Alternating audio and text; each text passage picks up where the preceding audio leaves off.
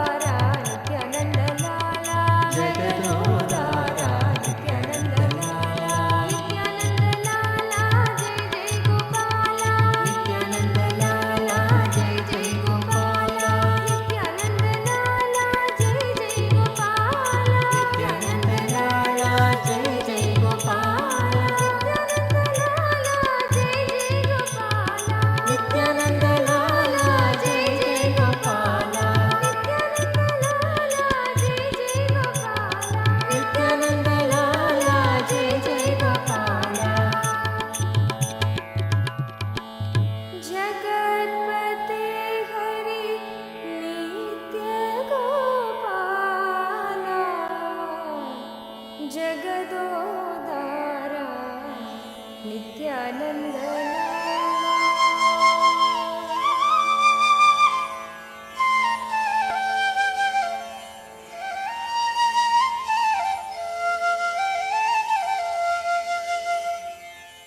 मधुसूदन नित्या चरणं तुमको मेरे माँ, चरणं तुमको मेरे माँ।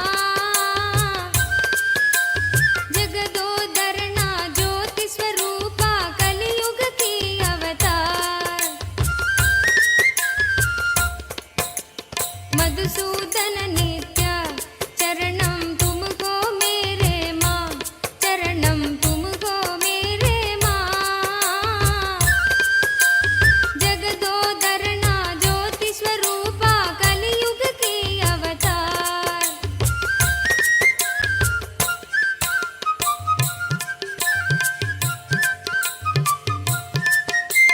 निरुपम गुण सदना नित्या नीरज दल नयना।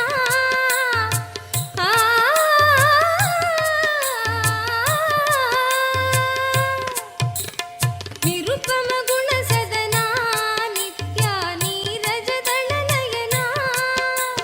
नटन मनोगर नीलकंठ श्री नित्यपुरी भगवान। नटन मनोगर नीलकंठ श्री नित्यपुरी भगवान। नित्य मधुसूदन नित्या चरणं तुमको मेरे माँ, चरणं तुमको मेरे माँ। जगदोदरना ज्योति स्वरूपा कलियुग की अवतार।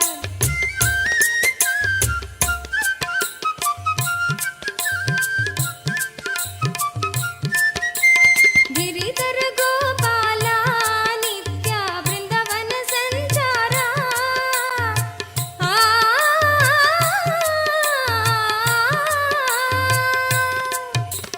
गिरिधर गोपाला नित्या वृंदावन संचारा। बंध विमोचन पाप संहारा नित्यपुरी भगवान। बंध विमोचन पाप संहारा नित्यपुरी भगवान। नित्य मधुसूदन नित्या चरणं तुमको मेरे माँ, चरणं तुमको मेरे माँ। जगदोदरना ज्योति स्वरूपा कलियुग की अवतार।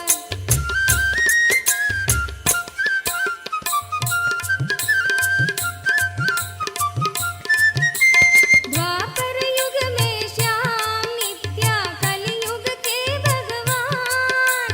द्वापर युग में श्याम नित्या कलियुग के भगवान।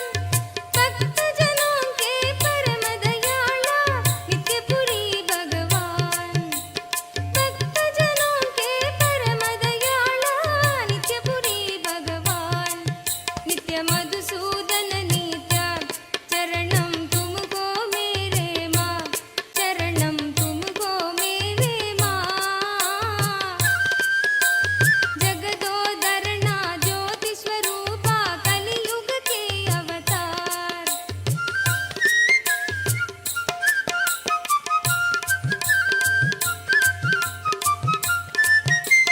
सद्गुरु ओंकारा नित्या हर हर महादेवा। सद्गुरु ओंकारा नित्या हर हर महादेवा। ईश्वर अल्लाह येसु बुद्ध भी नित्यपुरी भगवान। ईश्वर अल्लाह येसु बुद्ध भी नित्यपुरी भगवान। नित्य मधुसूदन नित्या चरणं तुमको मेरे माँ, चरणं तुमको मेरे माँ। जगदोदरना ज्योति स्वरूपा कलियुग की अवतार।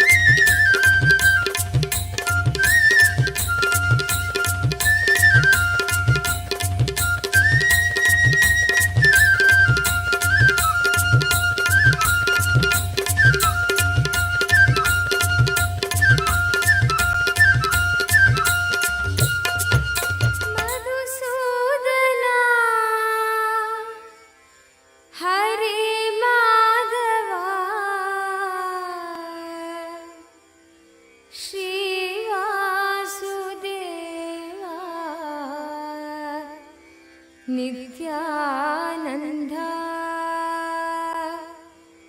श्रीवासुदेवा नित्यानन्दा मधुसूदना हरे माधवा मधुसूदना हरे माधवा मधुसूदना हरे माधवा मधुसूदना हरे माधवा श्रीवासुदेवा नित्यानन्दा श्रीवासुदेवा नित्यानन्दा श्रीवासुदेवा नित्यानन्दा श्रीवासुदेवा नित्यानन्दा श्रीवासुदेवा नित्यानन्दा श्रीवासुदेवा नित्यानन्दा श्रीवासुदेवा नित्यानन्दा श्रीवासुदेवा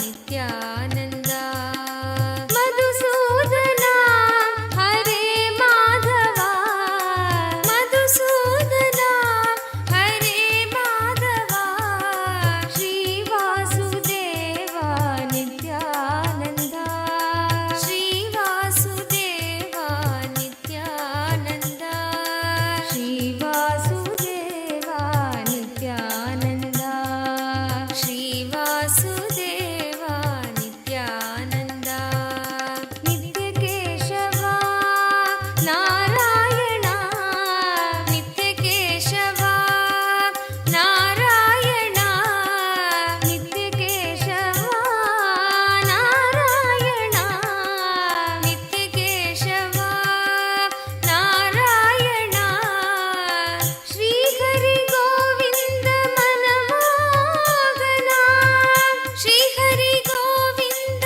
मनमोहना श्रीहरि गोविन्द मनमोहना श्रीहरि गोविन्द मनमोहना जनार्दना जगत्पालना जनार्दना जगत्पालना दीनावना दुःखभञ्जना दीनावना दुःखभञ्जना जना Tripada Trimurti forms of Paramashiva.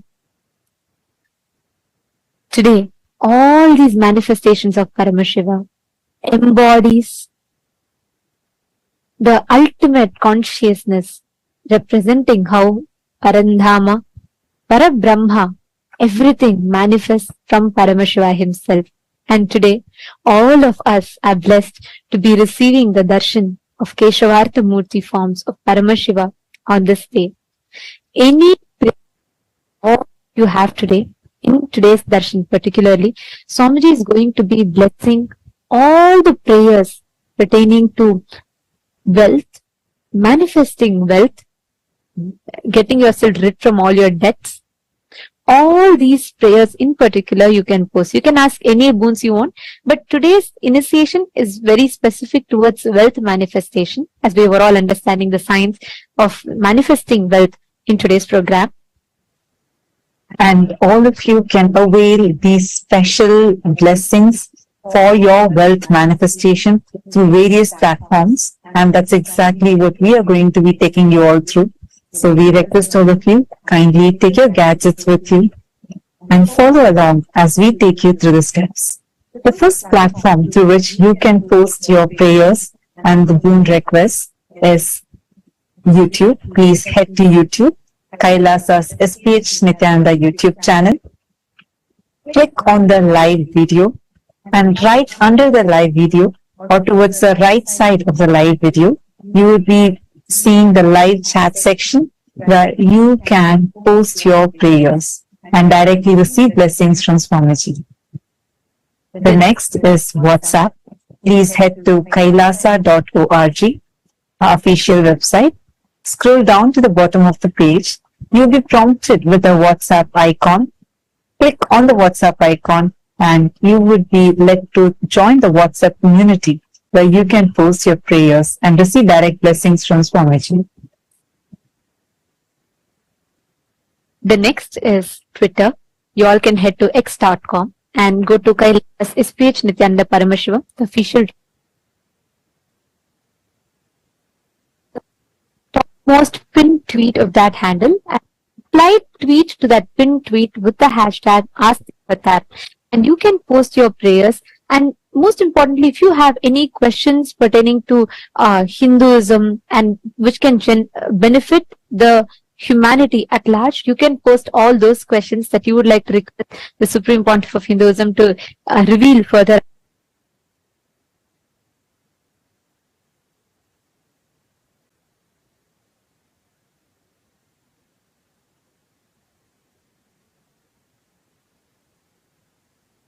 Profile picture, it will lead you to the live video. In the comment section of that live video, you can post all your prayers, boons and blessings requests. Next is Facebook. Please head to Kailasa's SPH JGM Nityananda Paramashivam Facebook page. And in that Facebook page, if you scroll down, you'll be seeing the live stream where you can click and post in the comment section of that live video. You can post your prayers and also click that share button. Share it with at least 5 of your friends who are right now struggling with any wealth related issues, going through financial crises or having issues like loans or any kind of financial problems. Take a moment, share this live video with all your near and dear ones. And it is just one tap for you, but it will be life transforming for them. To all the Hindus, the members of Rajya Sabha, the born and the practicing Hindus. Today, what we are going to be discussing is of utmost importance because Hinduism has mastered the science of creating one of the most stable, successful social structures, because of which Hinduism, despite relentless persecution and attacks, is still the longest surviving and successfully thriving civilization. And Hinduism, the way the Hindu principles were rooted from the principle of enriching, was so strong that at its zenith, the Hindu Akhanda Bharata, the Hindu nations, contributed to 64% of global GDP, which itself is a testament to the clear science and structure we had, the economic cycle that we had, which was successful and which is very relevant to this day, which is why the Supreme Pontiff of Hinduism has taken the ultimate responsibility on himself to revive this Hindu Dharma Chakra, the Hindu principles-based economics, the economic circle.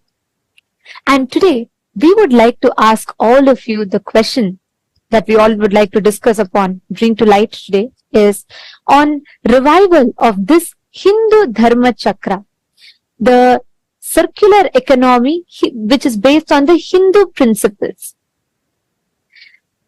The Hindu business services, if you see all the Hindu business principles are maintaining high degree of integrity, maintaining the quality of the product, not compromising on the quality for the sake of profits, for the sake of profits, and flourishing by maintaining integrity and enriching as the fundamental principles of business. And the question that we would like to ask all of you today is, do you feel Hindus should start being part of creating the Hindu Dharma Chakra, the Hindu Dharma-centric circular economy, where Hindus support Hindu businesses, which in turn supports the Hindus to expand further, create more startups, and encourages more people to start Hindu principle-based businesses, which will create a very successful, virtuous cycle of Hindu economy, which will form a successful ecosystem for Hindus to support other Hindu businesses and create a stronger community support for Hindu diaspora around the world. We are 2 billion in number, and the Supreme Pontiff of Hinduism is leading this effort wherein to bring all the Hindus together. Hindus are the most happiest and wealthiest communities across so many countries across the globe. And Supreme Pontiff of Hinduism is taking this initiative to bring together this enormous strength that we have and create a beautiful Hindu economic system where all the Hindus support Hindu businesses, and where like you go and buy from them and you support their business and they support you, and as an entire community all of us can create a circular economy and thrive and flourish as Hindus. So how many of you feel this must be spread more and this must be brought to the world?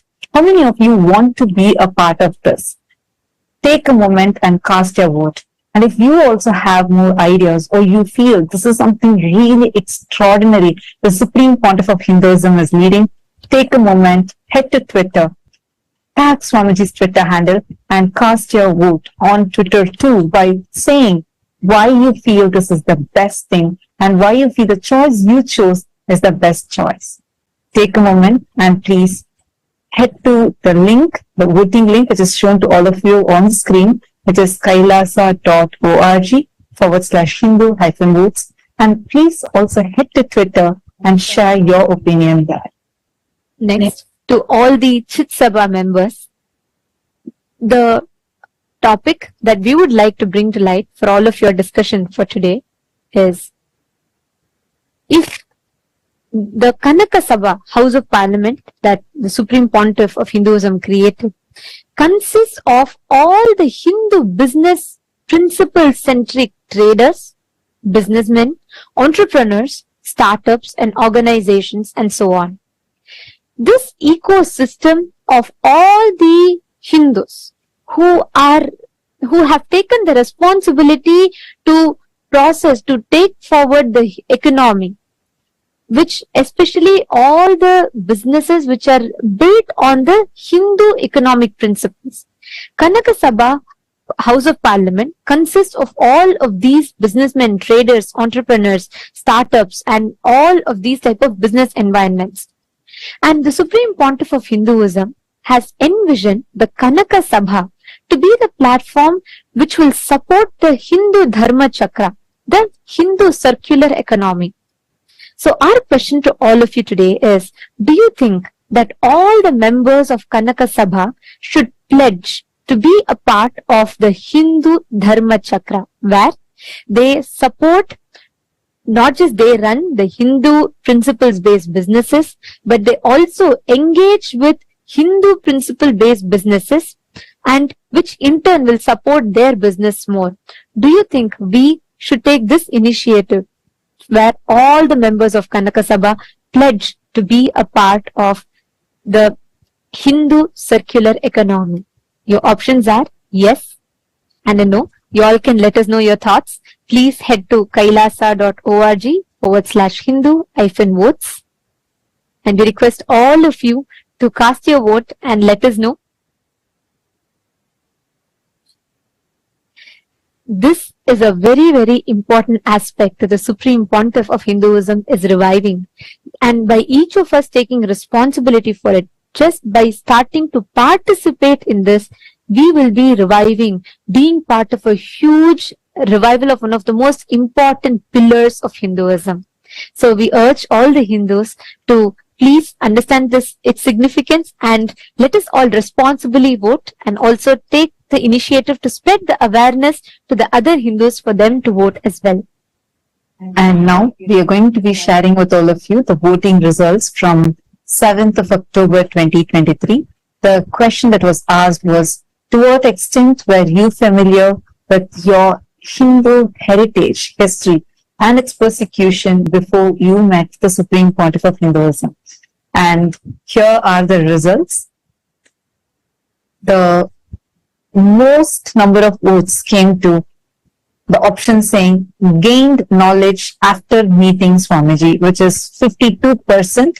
And the next is 43% of you have voted saying you deepened your understanding after meeting Swamiji. And 2% of the people have voted saying acquired insights through your independent research, and 3% saying you are eager to learn more, meaning you're not aware of it and you want to learn more.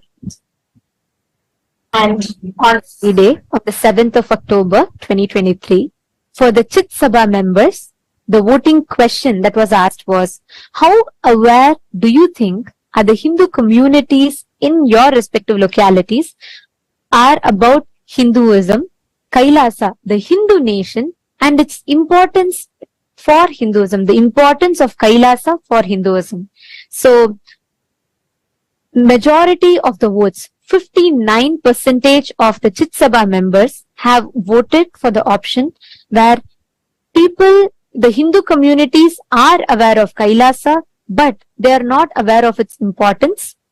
The next is 39% of the vote has been given to the option where Hindu communities in your respective localities are very aware of Kailasa and its importance. So 39% of the people have voted that the Hindu communities in their respective localities are aware of Kailasa and its importance for Hinduism. And 2% of the Chit Sabha members have voted for that people, the Hindu communities in their respective localities are largely unaware of Kailasa. So these are the results for the 7th of October. So we found something very interesting here, that a lot of people are already aware of Kailasa, and it's just that our responsibility as Hindus to make them all, enrich them all with making them understand the importance of Kailasa. So thank you so much for the entire Hindu diaspora from across the globe for actively participating in this. With this, let us all continue enjoying the auspicious divine darshan of Bhagavan Keshavartha Murti, Ekapada Murti, Ekapada Trimurti, and Tripada Trimurti forms of Paramashiva.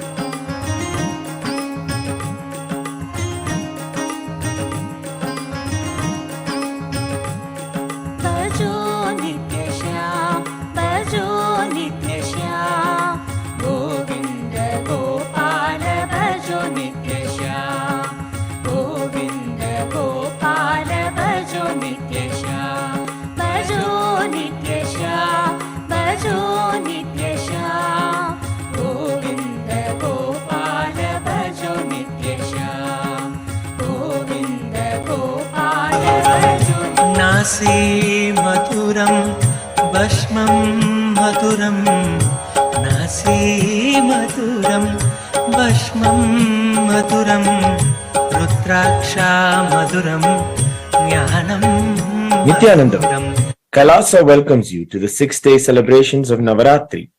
In the Sripura Utsava Mandapam, the presiding deity of Devi Paramashiva Shakti is gracing us in the Brahmacharini Alankaram. Paramashiva Shakti Devi graces as the Sadhvi, a tapasvi, and has done the penance in absolute powerfulness and oneness with Paramashiva. Today we celebrate her in the Brahmacharini Alankaram. The presiding deity of the Vaikunta Utsava Mandapam, Sri Ananda Venkateshwara Swami, is gracing us in the Alankaram as Sri Ramachandra Bhagavan. In the Mahakailasa Utsava Mandapam, we also are graced by the Utsava Vigraha of the Supreme Pontiff of Hinduism, Bhagavan Nityananda Paramashivam, also gracing us in the Brahmacharini Alankaram. Let us now offer our Sakshat Dandavat Pranams, devotion and worship at the divine lotus feet of the deities of the Utsava Mandapams of Kailasa's Navaratri celebrations.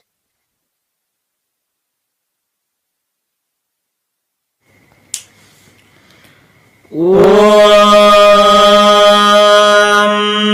दधानाकरपद्माभ्याम् अक्षमालाकमण्डलुम् देवी प्रसीदतु मयि ब्रह्मचारिण्यनुत्तमाम् क्षीरोदन्वत्प्रदेशे शुचिमणिविलसत्सैकतेर्मौक्तिकानाम् माला क्लुप्तासनस्तस्फटिकमणिनिभैर्मौक्तिकैर्मण्डिताङ्गः शुभ्रैरभ्रैरदभ्रैरुपरि विरचितैर्मुक्तपीयूषवर्षैः आनन्दीनः पुनीयादरिनलिनगदा शङ्खपाणिर्मुकुन्दः अथ धूपः ॐ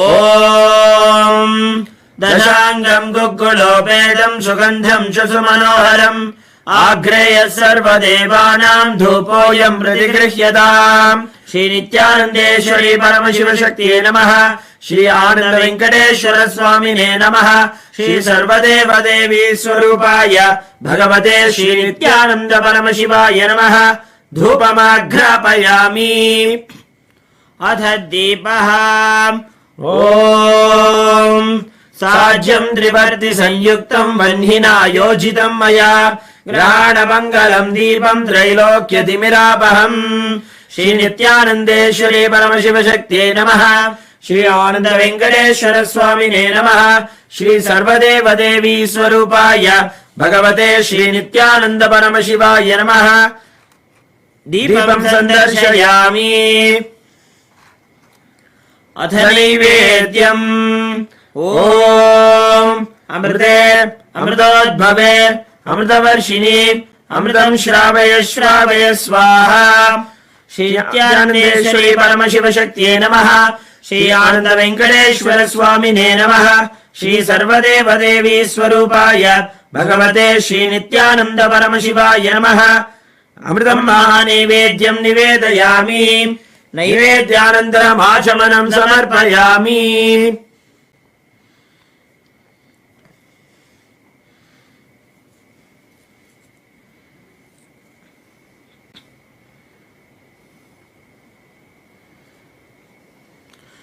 नीराजनम् ॐ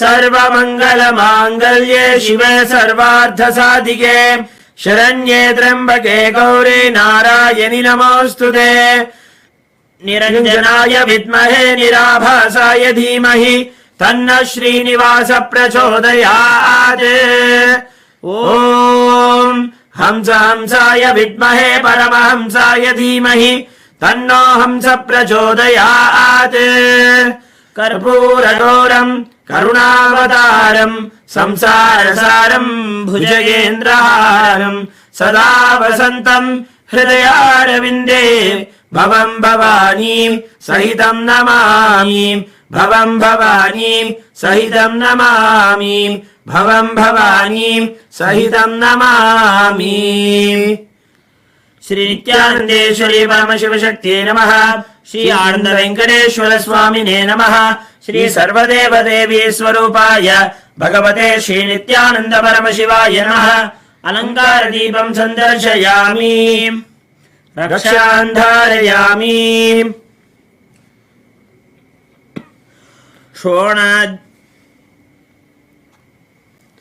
Today is the first day of the festival of the Shri Shri Durga Puja, a regal rite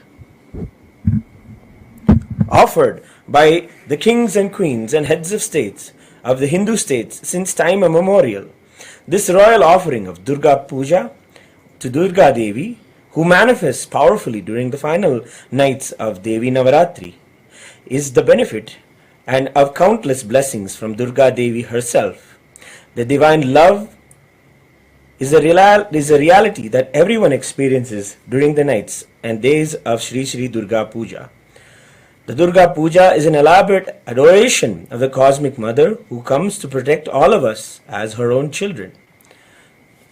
The Durga Pandal is worshipped with extensive and rare rites and rituals which foster devotion to the Cosmic Mother and inspire us to lead powerful Hindu lives as yogis and tyagis. Today is the very special Saptami Puja, where the Prana Pratishta will take place. Today we are going to witness the Prana Pratishta of the Durga deity and see her come alive with the divine blessings of the Supreme Pontiff of Hinduism, Bhagavan Nityananda Paramashivam. It is the most powerful moment to witness Durga Devi come alive and grace us. She manifests powerfully on this very day out of sheer love and compassion for all of us. Let us rejoice her happening and give her all of the best offerings. We now request our beloved Bhagavan to do the Prana Pratishta to the Durga deities.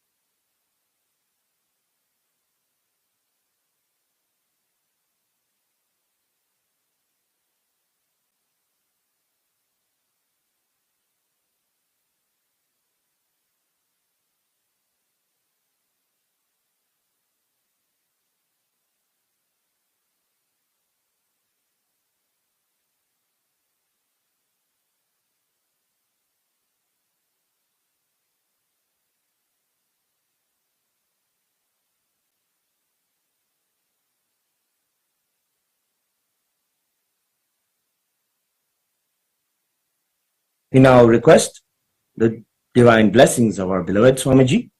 For the ritualistic Prana Pratishtha, we present the Jnananjana and the Bilva leaves which are used in the ritualistic Prana Pratishtha.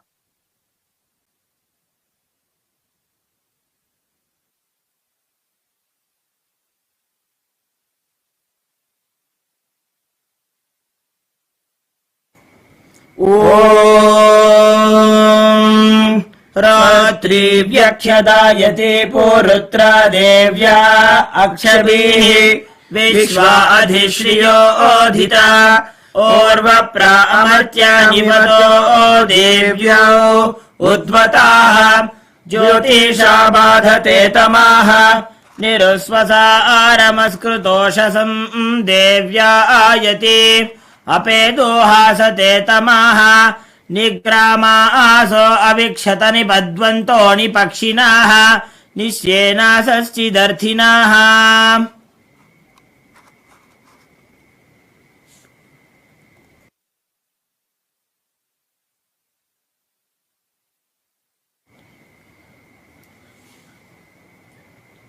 कर्पूर नीराजनम. We now offer the Karpura Arati as the first puja to Durga and the Supreme Pontiff of Hinduism, Bhagavan Nityananda Paramashiva.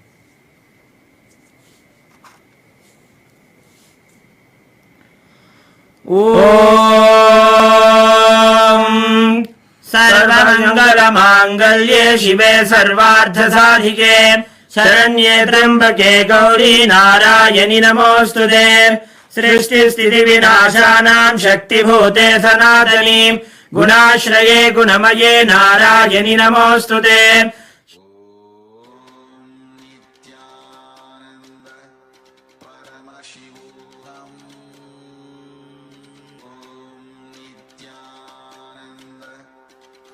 अग्निकोटिपरिवृतायै भद्रकाल्यै ह्रीं ओं दुर्गायै नमः. सर्वदेवदेवी स्वरूपाय भगवते श्री नित्यानन्द परमशिवाय नमः. कर्पूर नीराजनं सन्दर्शयामि रक्षान्धारयामि. शोणाद्रीशावताराय ज्योतिस्तम्भस्वरूपिणे श्रीकैलासप्रधानाय नित्यानन्दाय मङ्गलम्. तत्त्वज्ञानप्रदाताय नित्यानन्देश्वररूपिणे श्रीकैलासप्रधानाय नित्यानन्दाय मङ्गलम्.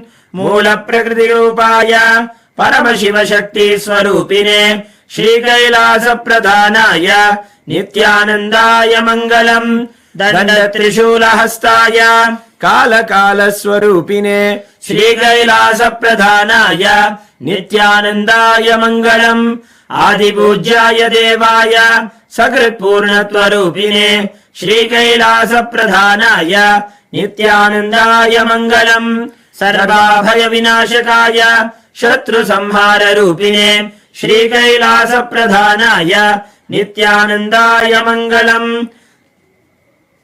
योगभट्टाभिषिक्ताय राजसन्न्यासधारिणे श्रीकैलासप्रधानाय नित्यानन्दाय मङ्गलम्. सार्वभौमैकपत्याय राजराजार्जिताय च श्रीकैलासप्रधानाय नित्यानन्दाय मङ्गलम्. मङ्गलम् कल्पवृक्षाय मङ्गलम् ज्ञानदायिने परमशिवाय श्रीनित्यानन्देश्वराय मङ्गलम्. मङ्गलम् श्रीविद्याम्बायै मङ्गलम् कामदायिन्ये सर्वमङ्गलदात्रे नित्यानन्देश्वर्यै मङ्गलम्. मङ्गलम् गुरुदेवाय मोक्षमूलाय मङ्गलम्. परमावताराय नित्यानन्दाय गुरवे मङ्गलम्. त्वम् स्मृतमहम् धन्य मम प्राणमहेश्वर गङ्गाधर नामेति स्तोत्रस्थानम् ददाम्यहम्. हरिः ओम् तत्सत्. सर्वम् भगवत् श्रीनित्यानन्द परमशिव पादुकार्पणमस्तु. ॐ नित्यानन्दम्.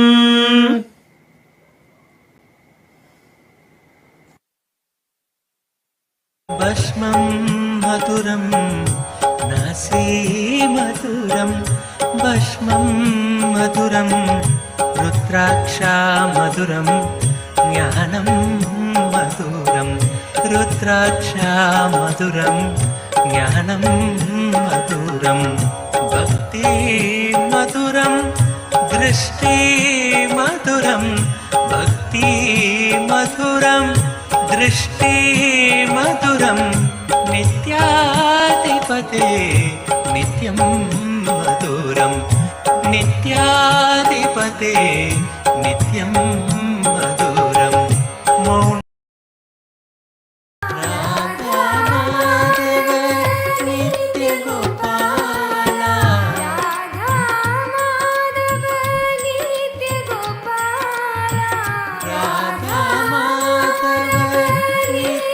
Gopala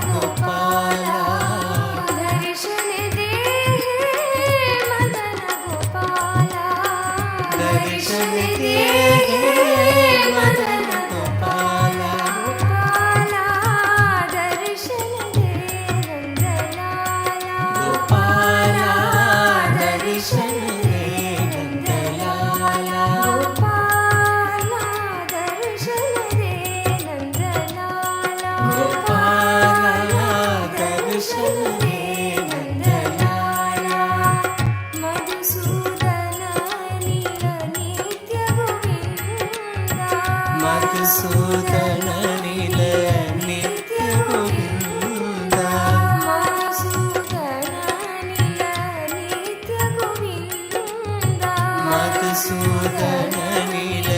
నిత్య గోవింద మురళీధర హరి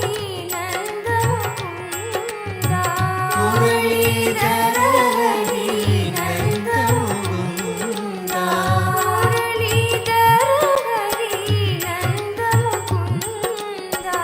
మురళీధర హరి నంద ముకుంద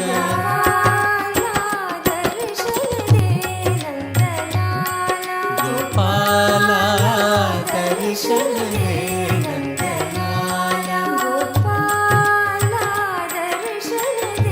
నందలాల గోపాల దర్శన హే నందలాల రాధా మాధవ నిత్య గోపాల రాధా మాధవ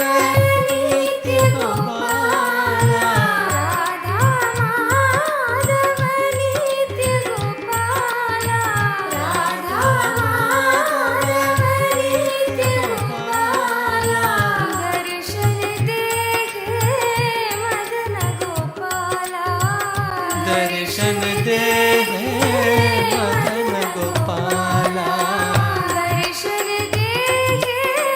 మదన గోపాల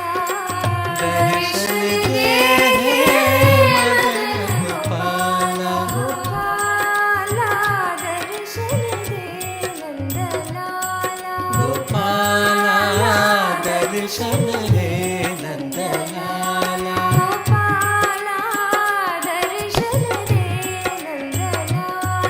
గోపాల దర్శన హే నందలాల మధుసూదన నిల నిత్య గోవింద మధుసూదన నిల నిత్య గోవింద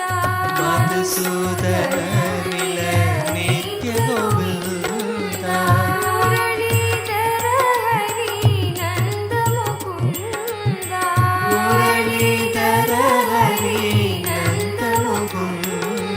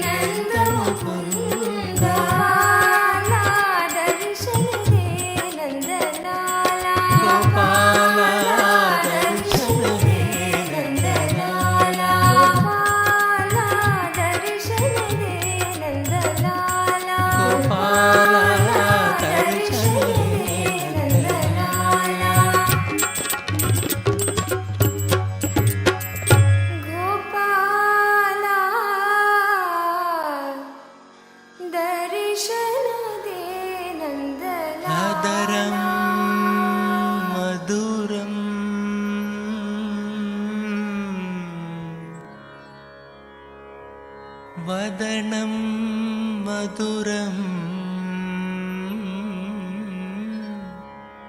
नयनं मधुरम्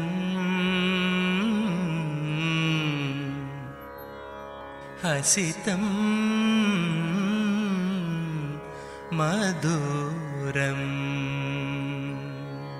हदरं मधुरं वदनं मधुरं हदरं मधुरं वदनं मधुरं नयनं मधुरं हसितं मधुरं नयनं मधुरं हसितं मधुरं हृदयं मधुरं गमनं मधुरं हृदयं मधुरं गमनं मधुरं नित्याधिपते नित्यं मधुरं नित्याधिपते नित्यं मधुरं वचनं मधुरं चरितं मधुरं वचनं मधुरं चरितं मधुरं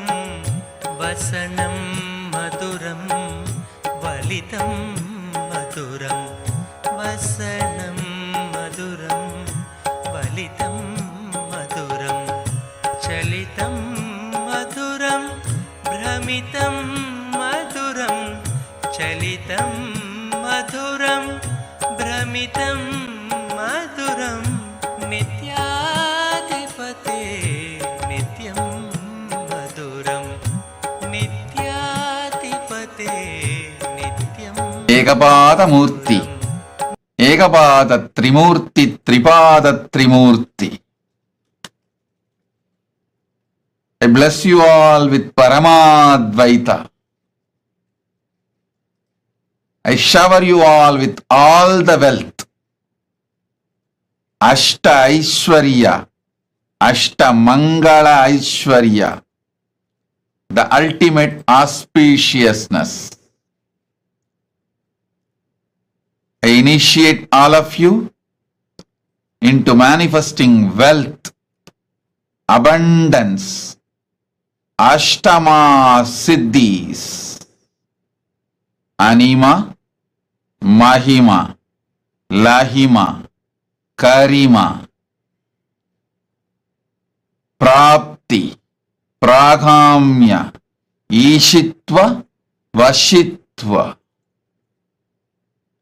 You will gain, have prapti of wealth, pragamya,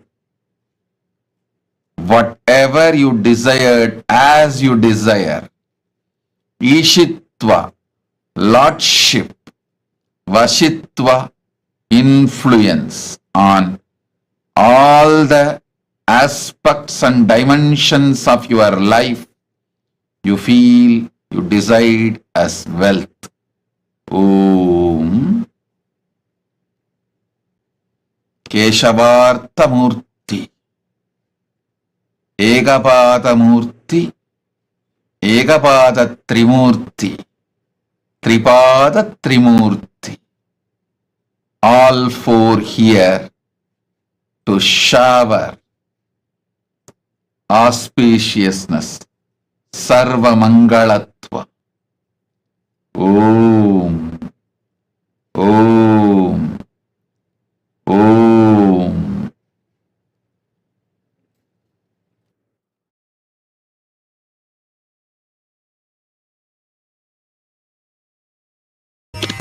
तिरुमलवा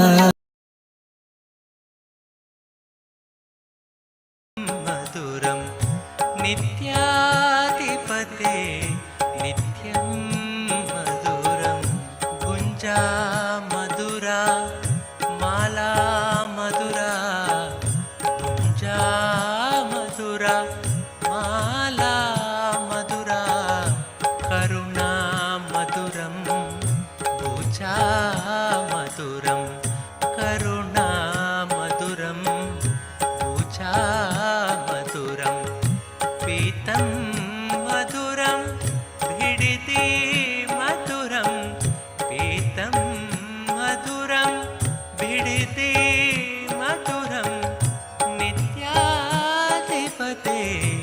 नित्यं मधुरं नित्याधिपते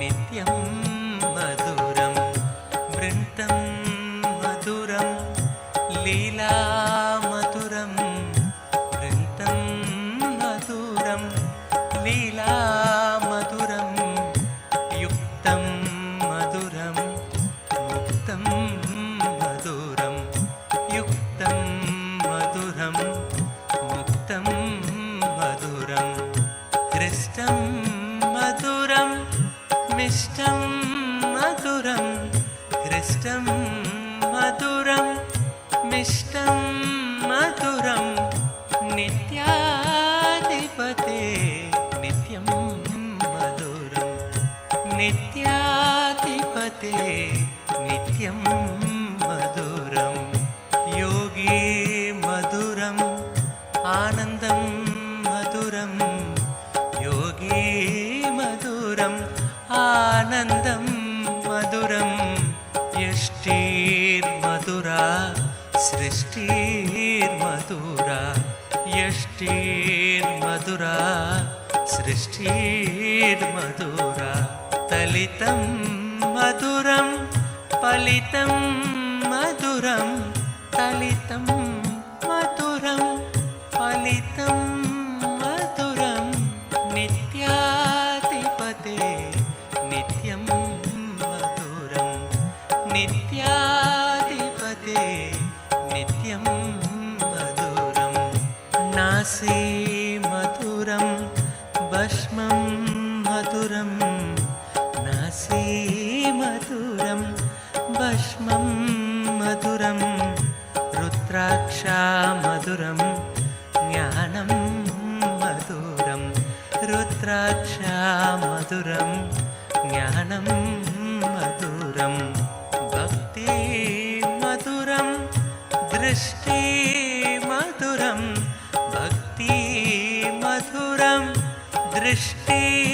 मधुरं नित्याधिपते नित्यं मधुरं नित्याधिपते नित्यं मधुरं मौनं मधुरं गानं मधुरं मौनं मधुरं गानं मधुरं रक्षा मधुरं अरुणा मधुरं रक्षा मधुरं अरुणा मधुरं शरणं मधुरं शरणं मधुरं शरणं मधुरं शरणं मधुरं नित्याधिपते नित्यं मधुरं नित्याधिपते नित्यं मधुरं शक्ति मधुरं दर्शन मधुरं शक्ति मधुरं दर्शन मधुरं योगा मधुरं यागं मधुरं योगा मधुरं यागं मधुरं भावं मधुरं सुष्मितं मधुरं भावं मधुरं सुष्मितं मधुरं नित्याधिपते नित्यं मधुरं नित्याधिपते नित्यं मधुरं विमलं मधुरं कुशलं मधुरं विमलं मधुरं कुशलं मधुरं केशवं मधुरं नित्यं मधुरं केशवं मधुरं नित्यं मधुरं विनयं मधुरं फलितं मधुरं विनयं मधुरं फलितं मधुरं नित्याधिपते नित्यं मधुरं नित्याधिपते नित्यं मधुरम् अभयं मधुरं చరణం మధురం అభయం మధురం చరణం మధురం నేత్రం మధురం గాత్రం మధురం నేత్రం మధురం గాత్రం మధురం స్మరణం మధురం సర్వం మధురం స్మరణం మధురం సర్వం మధురం నిత్యాధిపతే నిత్యం మధురం నిత్యాధిపతే నిత్యం మధురం నిత్యాధిపతే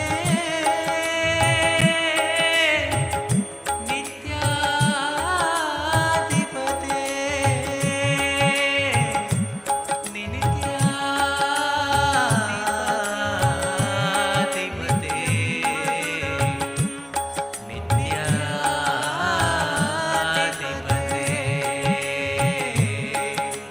నిత్యాధిపతే నిత్యం మధురం నిత్యాధిపతే నిత్యం మధురం నిత్యాధిపతే నిత్యం మధురం నిత్యాధిపతే నిత్యం మధురం నిత్యాధిపతే నిత్యం మధురం నిత్యాధిపతే నిత్యం మధురం నిత్యం మధురం నిత్యం మధురం హరి నారాయణ హరి నారాయణ హరి నారాయణ భజురే హరి నారాయణ హరి నారాయణ హరి నారాయణ భజురే హరి నారాయణ హరి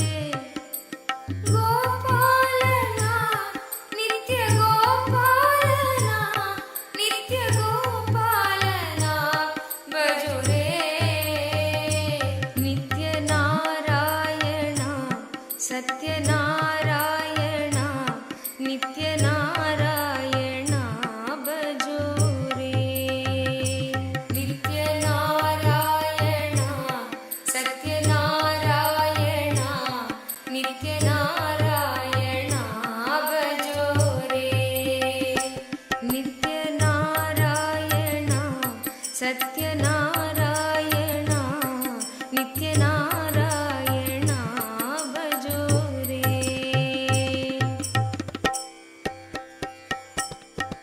नारायण हरि नारायण भजो रे नारायण हरि नारायण भजो रे नारायण हरि नारायण भजो रे नारायण हरि नारायण भजो रे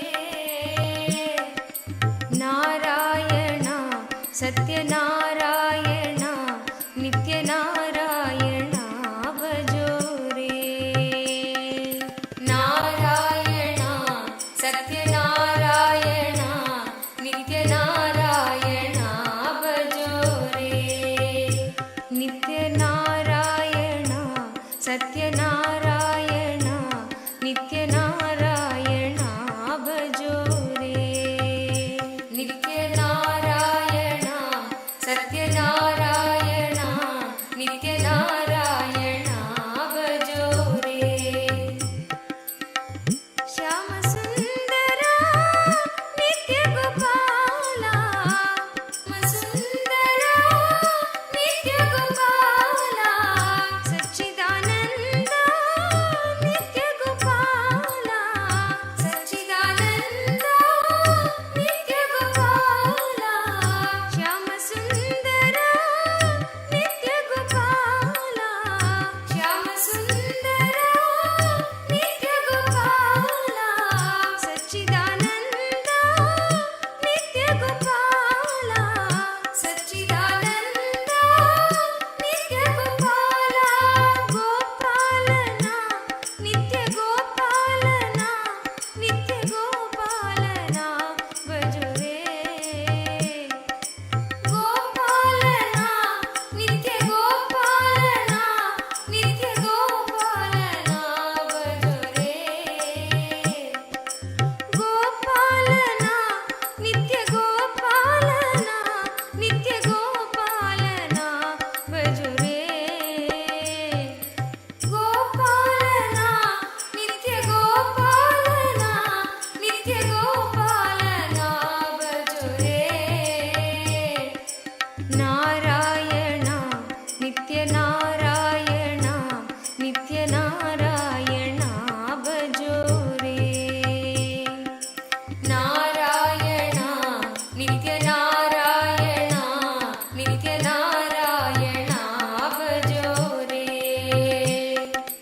नारायण नित्यनारायण भजो रे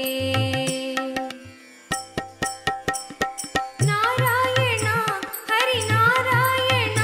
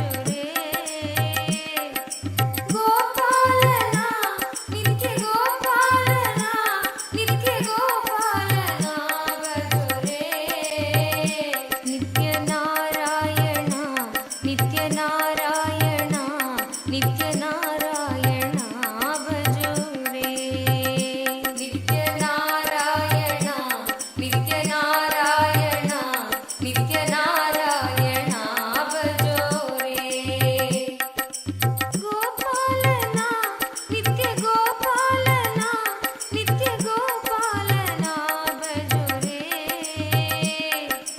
गोपालना नित्य गोपालना नित्य गोपालना भजो रे नित्य नारायण नित्य नारायण नित्य नारायण भजो रे हरि नारायण हरि नारायण हरि नारायण भजो रे नित्य नारायण नित्य नारायण नित्य नारायण भजो रे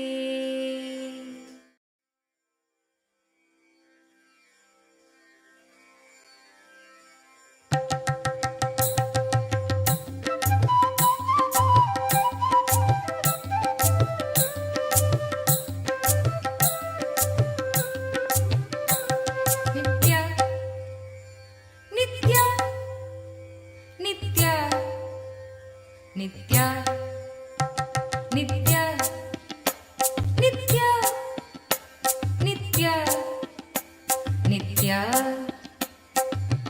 हे शिव शंकर नित्य माधव मुरहर नित्य हे शिव शंकर नित्य माधव मुरहर नित्य गिरिधर गोपाल शंभो महादेवा गिरिधर गोपाल शंभो महादेवा नित्यानंद नित्य नित्यानंद नित्य नित्यानंद नित्य नित्यानंद नित्य हे शिव शंकर नित्य माधव मुरहर नित्य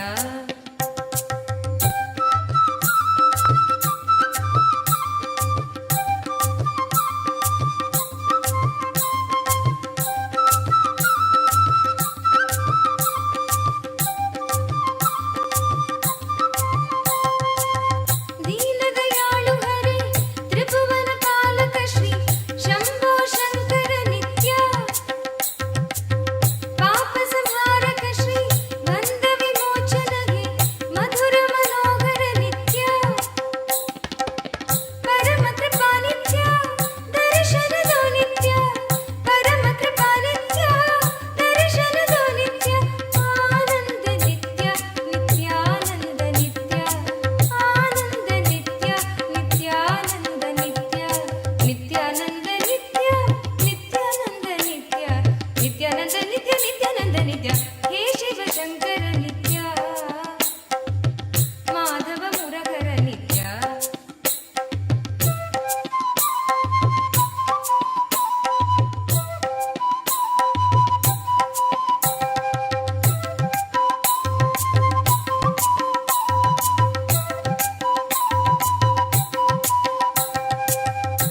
गोवर्धनोद्धारी आनंद गंधवासी अभय प्रदायक नित्य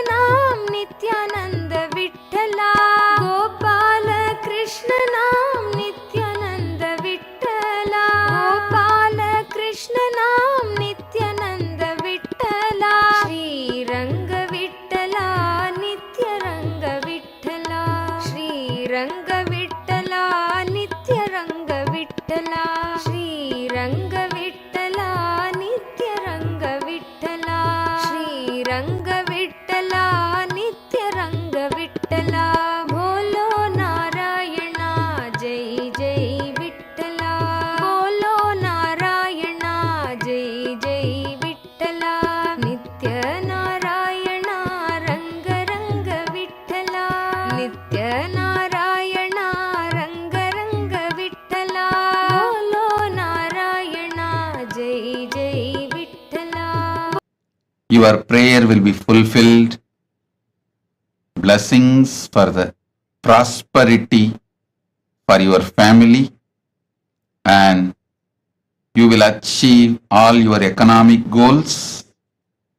You will be successful. Ma Miss Deepa Giridhari Tatastu. You will have all the auspiciousness, blessings. Mr. Sheku Zize, Mr. Sheku Zize, my blessings. I accept you as part of us, part of our community and Sangha. Your special prayer for your good health will immediately manifest. Blessings for your good health and your family, your children, all the auspiciousness, all the good things will happen. Mr. Sheku says for you and your family, my blessings, all good things will happen. You and your family will have a good health, good job, luck and political power. Mr. Sheku says blessings, blessings, blessings. Adeline Un Yarching, Adeline Un Yarching. I give you all the 7 boons you wanted. You will win the case with excellence. Blessings for you, your children, and you will become Sarvanyapita Karta. Blessings for Jun Teng. Blessings for all of you.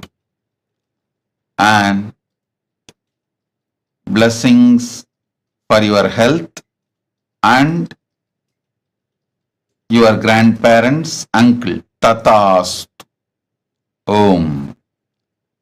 Jin Yang, Jing Yang, my blessings for your 2 daughters, Meera Wen and Dora Wen. Your husband, John Wen. And blessings for your whole family. Tatastu. I will heal her. I'll keep all of you excellent and healthy. Michelle Shu. Michelle Shu, my blessings. I accepted the Chandi Homa you offered. Not only I'll remove all your patterns, give you more intensity and tapas, I'll give you the ultimate oneness with me. Soon I'll get you to Kailasa to live with me. Michelle Shu, blessings. Soon you will reach Kailasa to be with me. Tatast. Zining Zan. Zining Zan. Start taking up the Chinese Kailasa legal and organizational work. Zining Zan. This is my Guru work for you. Start taking up Chinese Kailasa's legal and organization work. Bless. This is Guru work for you, and you will be showered with enlightenment, money, third eye power. I'll shower all good things for you, and blessings for your mom and dad and your whole family members. Zining Zhan, Tatastu. Wang Yi Yu, Wang Yi Yu, my blessings. I accepted your prayer. Blessings for you, and Kailasa will happen successfully. You will be part of the Kailasa. Wang Yi Yu, Tatastu. Annamalai A.R. Annamalai A.R. Blessings. Surely you will become Sarvanyapita Karta. Not only you will get back the money you got cheated, you will get your Amma Pete house also. I'll shower you with wealth. Surely you will have wealth. Blessings for GV Techs. Successful business to Malaysia. Blessings for your son Gautam. And I'll heal Jnana Yogini completely. Gautam will have a yogic body and complete life. Blessings for Vikesh with wealth, and he will become successful yoga teacher.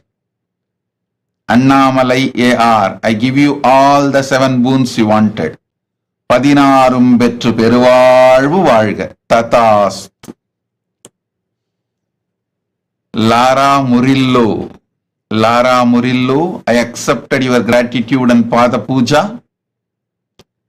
The spiritual name for you. Ekapada Shaktini. Ekapada Shaktini is the spiritual name for you. Blessings. Blessings for your mother and for your whole family. I'll awaken your third eye. You will be successful in the field of mental health and mindfulness. You will get hired as a professor. And blessings for your daughter Maya, husband Daniel. Tatast. Lara Murillo. Tatast. Li Feng Ming. Li Feng Ming. I give you all the 6 boons you want. Tatastu. Your father will become healthy. Blessings for your family, abundance. I'll open all your chakras, Mooladhara, Manipuraga, Ananda, Gandha. And Li Feng Ming, Li Feng Ming, you were connected to me in the past life itself. And start teaching yoga, your spiritual career will manifest. Fen Fa Shi. Fen Fa Shi. I give you all the 9 boons you want. The spiritual name for you. Ma Tripada Shaktinayaki. Ma Tripada Shaktinayaki is the spiritual name for you. You will have 20/20 vision and you will attract wealth, enlightenment. I am with you. I'll clear all your patterns. You will become enlightened. Fen Fa Shi Tatast. Yu Q Chen. Yu Q Chen.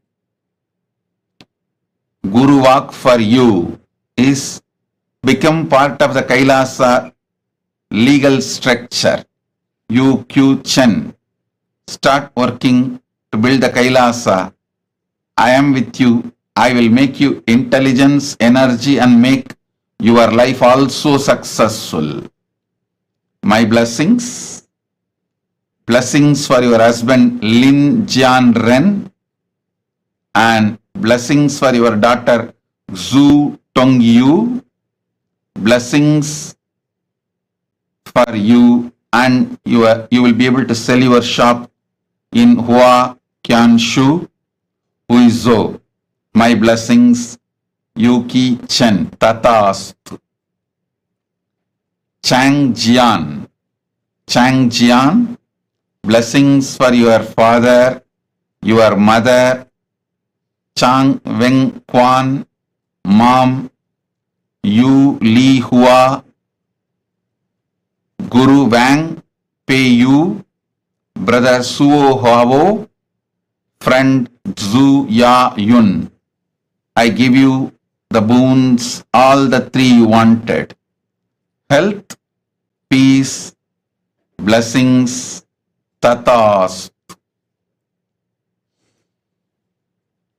Lina He, Lina He, I accepted your Pada Puja. My blessings. I can give you the spiritual name Ma Yogajnana Shaktini. Ma Yogajnana Shaktini. is the spiritual name for you. You will achieve enlightenment. You will become Sarvagnya Pitakarta. Blessings for your whole family. Linahe Tatastu. Chen Chien Sheng. Chen Chien Sheng. I accepted your offering. I give you all 5 boons. Taiwan Kailasa will be successful. Blessings for your family. Mother Ann Lee Yue, daughter Chen V. Huzan, grandsons Chen and Yanji. You will be showered with more wealth, enlightenment, stable manpower. Tatastu. Zhu Shu Zhang. Zhu Shu Zhang. Zhu Shu Zhang. Tatastu. I accepted your Pada Puja. The spiritual name for you is Harihara Swarupini. Harihara Swarupini. You will have enlightened baby girl. I give you all the 6 boons you want. Blessings for your family, wealth, career, happy relationship with your husband. Tatastu. Nitya Swatantra. Tatastu.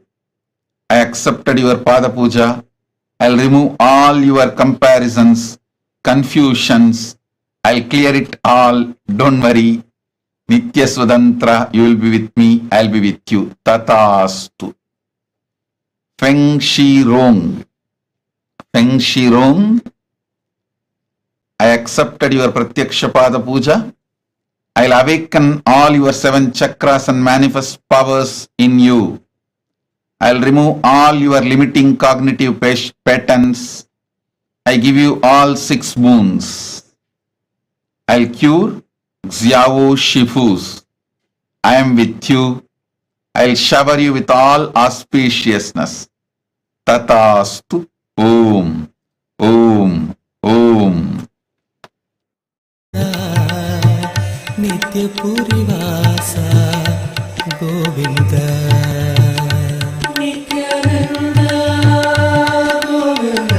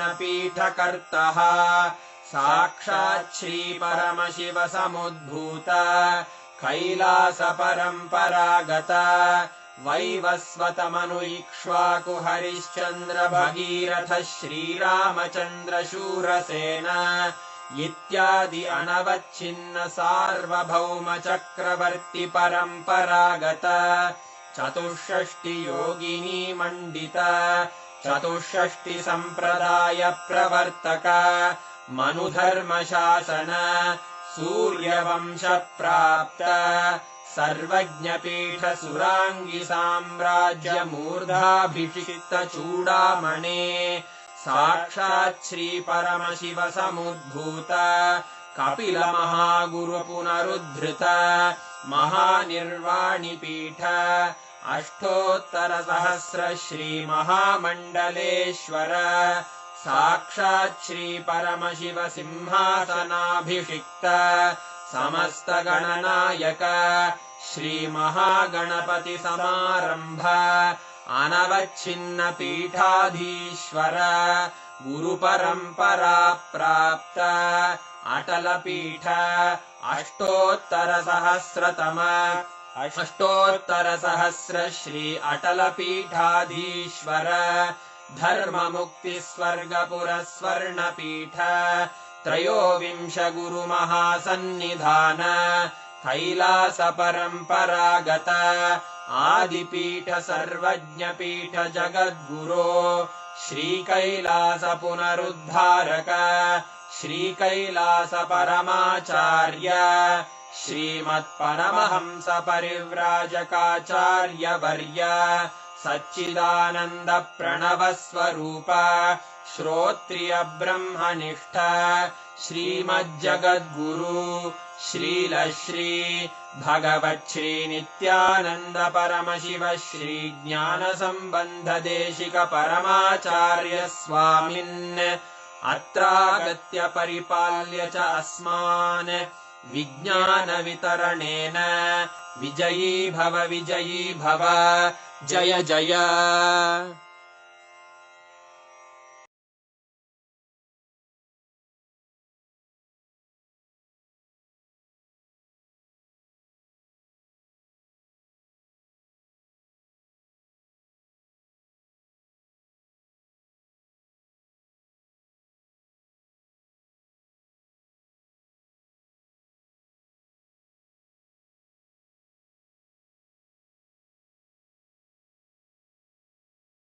of Bhagavan Keshavartha Murti, Ekapada Trimurti, Tripada Trimurti form of Paramashiva. All of us have been blessed with this most auspicious, amazing initiation experience. And literally, anybody who has received the initiation today, we've all been blessed with the ultimate blessing of manifesting abundance in our inner space. How was the darshan for you all? How did you all enjoy the darshan?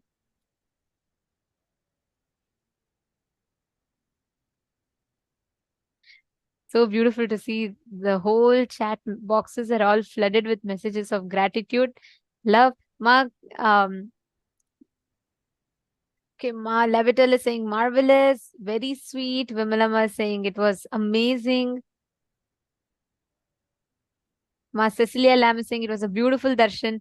Actually, this form of Parameshwar, right? It's one of the most sweetest form, like Parandhama. He's all about prema bhakti, the devotional love. Now all of you will Jnana actually, Yogini is saying beautiful. I'm excited for the future.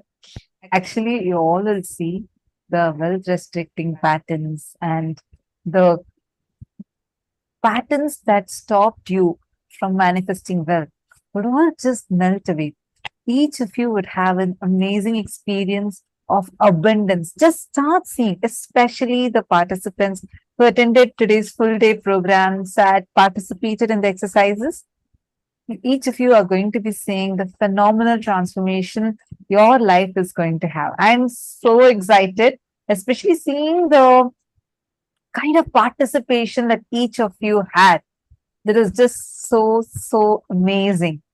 Each one of you were participating in such a nice way, and now with this auspicious blessings, just sitting in the presence of Keshavartha Murti form is the ultimate Paramashiva. And Parandama, not just Mahavishnu. Understand? Vishnu exists in Sargaloka. Parandama only exists in Vaikunta. If you had been in the parallel universe session, definitely you would have learnt about this. That Parandama, Mahavishnu, and Paramashiva manifesting through one form is this form of Keshavartha Murti. So you are showered with the grace and blessings of both of them. You will see this amazing experience of auspiciousness will suddenly start manifesting in your lives. And each of you are going to be actually very soon sharing, saying, "Oh my God, Ma, I manifested this breakthrough. This wealth suddenly started manifesting." Each of you are going to start saying that. So I'm eager to start listening to such miracles happening to you.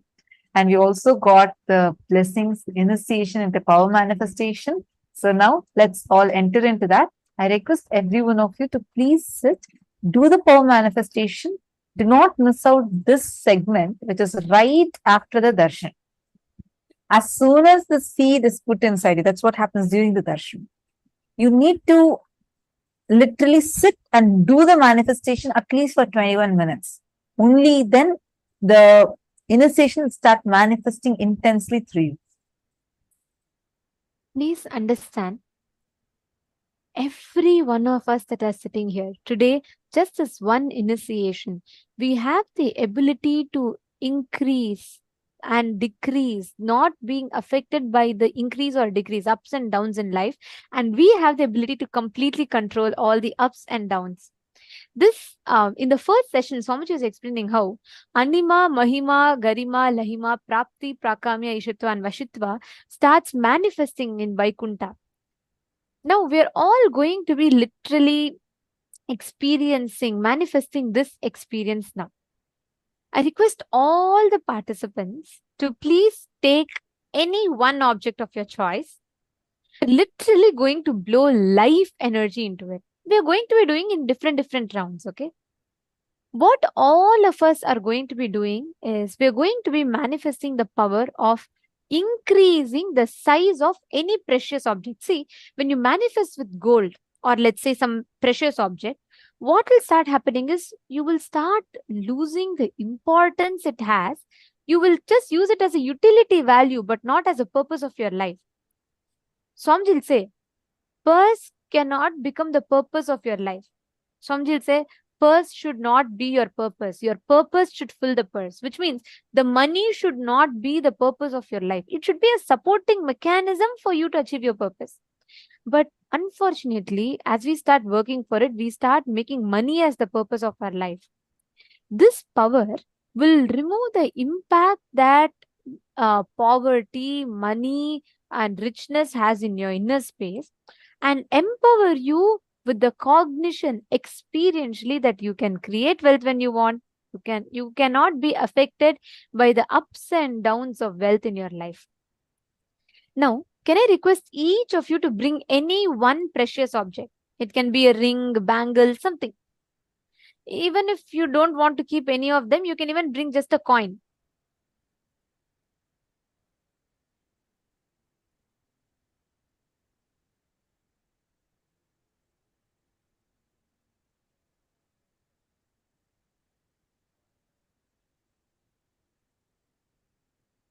I request every one of you to take a few minutes and post which object you're keeping.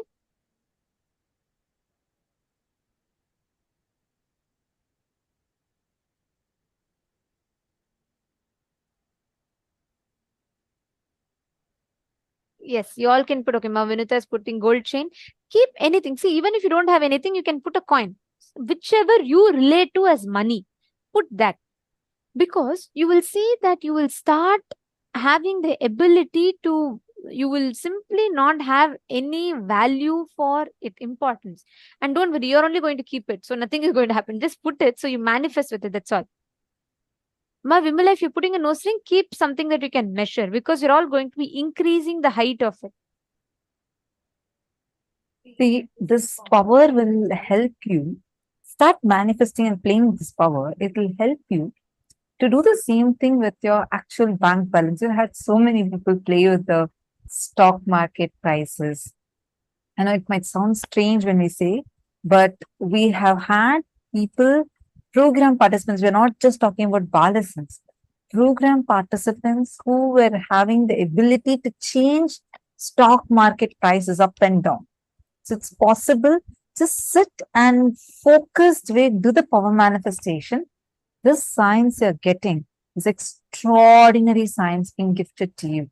Today we were learning, right? Many times we usually feel just because we have, when we feel like I have not put so much effort to get this, we start losing the value for it. Understand, power manifestation is extremely sacred, and how much ever you try to do any sadhana, you can never achieve it. This can only be blessed as a divine gift directly coming from Paramashiva, and Paramashiva himself, as our beloved Swamiji, has blessed each one of us. Sit sincerely and just sit and do the power manifestation. You will see how Swamiji will manifest through you. Now, Pick any object, measure its current height. What you're going to do is you're going to induce life energy into that object. Sit with that decision, that power.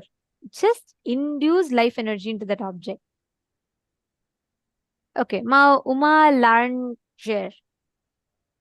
Okay, you're putting the gold ring. All right, Ma. See, even if you don't know how to measure its height or size, trace it. So you'll be able to increase the height. You'll be able to increase the size of it. You'll be able to blow the life energy into it. Okay, great. Now, keep that. I request all of you to trace that object's current size. Start chanting the Mahavakya. Listen. With this understanding, you should sit. Sit with the understanding that the up or down doesn't affect your Paramashivatva, but your declaration of your Paramashivatva can change its up and down. With that declaration, just infuse, when you breathe out life energy into that. Just look at it and breathe out life energy into that object. You will see it will start slowly increasing and expanding. Let us start the manifestation. I request all of you to chant the Mahavakya.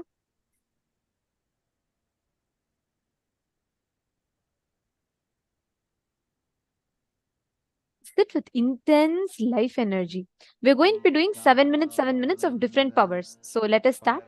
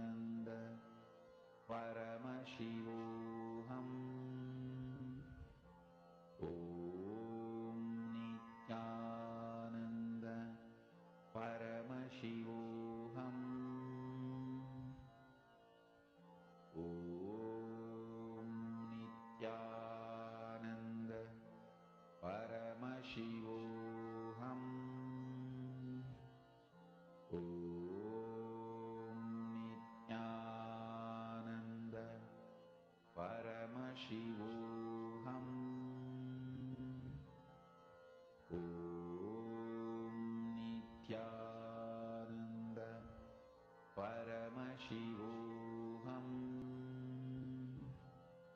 ॐ नित्यानन्द परमशिवोऽहम् ॐ नित्यानन्द परमशिवोऽहम् ॐ नित्यानन्द परमशिवोऽहम् ॐ नित्यानन्द परमशिवोऽहम् ॐ नित्यानन्द परमशिवोऽहम् ॐ नित्यानन्द परमशिवोऽहम् ॐ नित्यानन्द परमशिवोऽहम् ॐ नित्यानन्द परमशिवोऽहम् ॐ नित्यानन्द परमशिवोऽहम् ॐ नित्यानन्द परमशिवोऽहम् ॐ नित्यानन्द परमशिवोऽहम् ॐ नित्यानन्द परमशिवोऽहम् ॐ नित्यानन्द परमशिवोऽहम्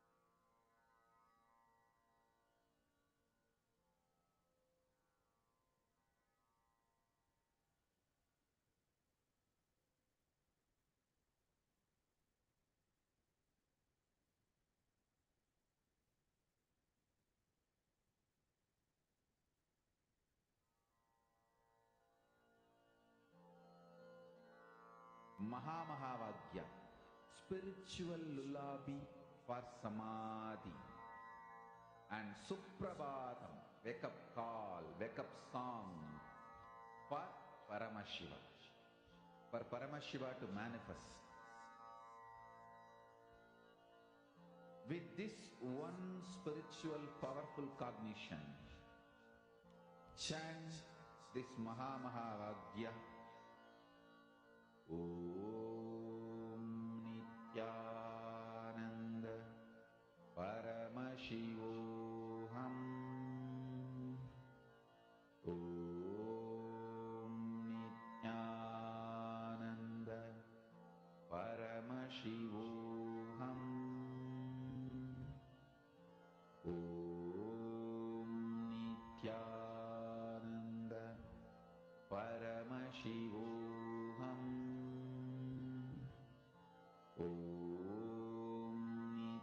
Dhananjam. Now, please take a moment to verify. Please go and check with the earlier size that you have marked and kept versus the size of the object now. Please take a few minutes.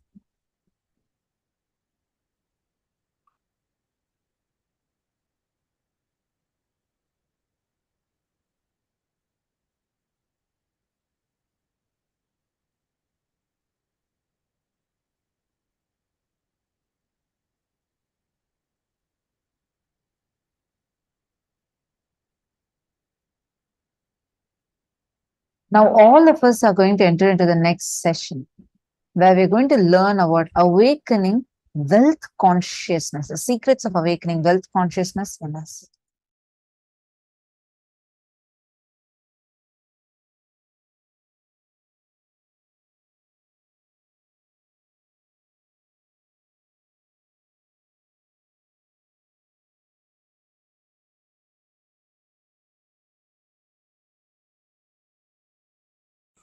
Awakening wealth consciousness.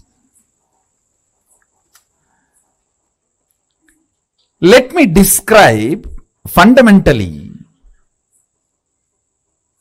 what is wealth as per the reality. Understand?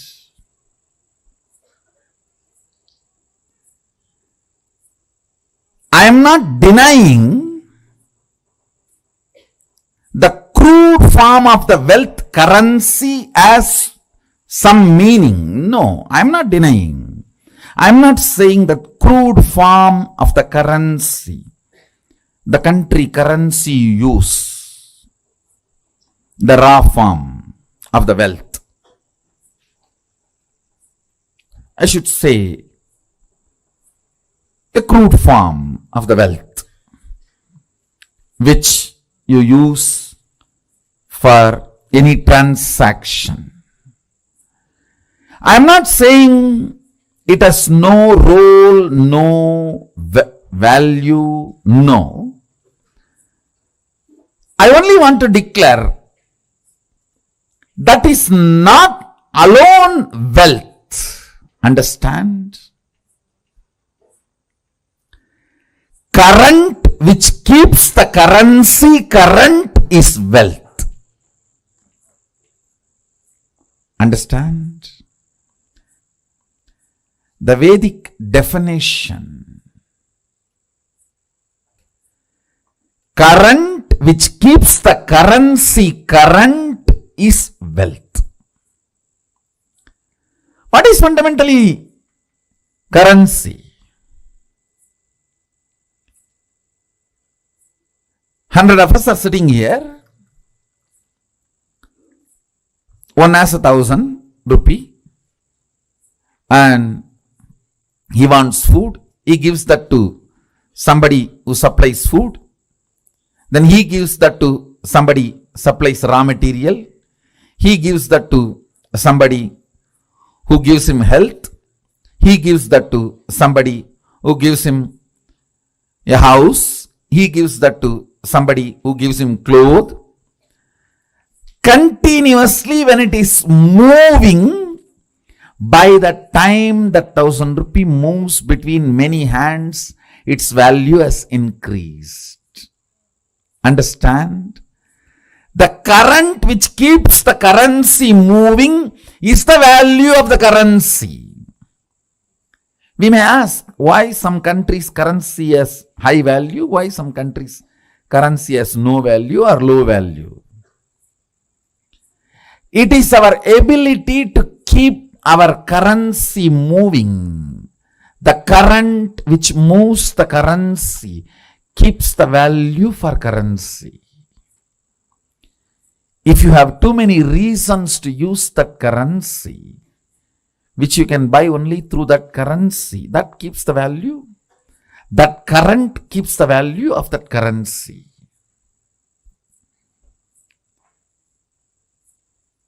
Mahadeva, Sadashiva, the greatest economist, defines wealth. Understand? You will never look at Mahadeva as an economist. Understand? He can wear ordinary Rudraksha bead which has no value. Because he wears it, becomes a trend, fashion, millions wear, and that becomes a valuable commodity now. Many of you don't know the Rudraksha I am wearing, that is more valuable than the gold covering it.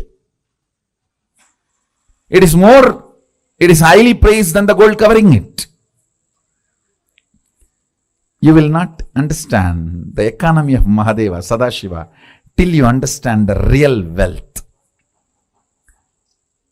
The economy of Vishnu is different.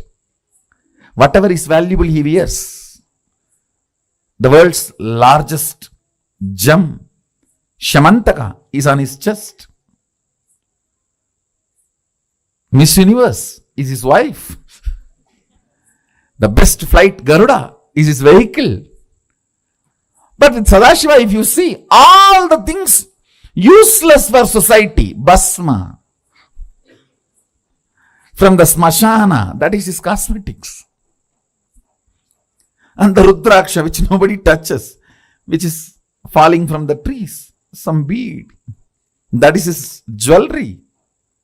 Snakes, which nobody goes near, is his ornament. All the things he uses. Understand?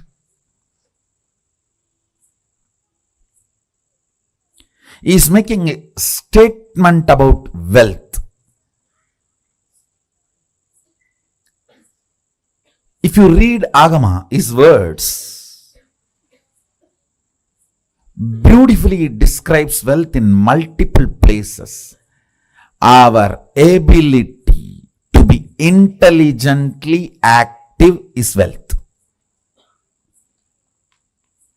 Understand, intelligently active and constantly contributing.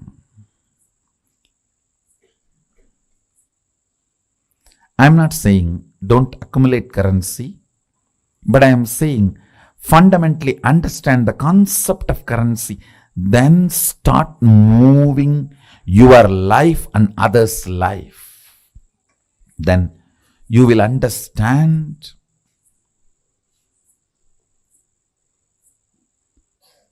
not only the wealth consciousness is awakened in you, you will never bother about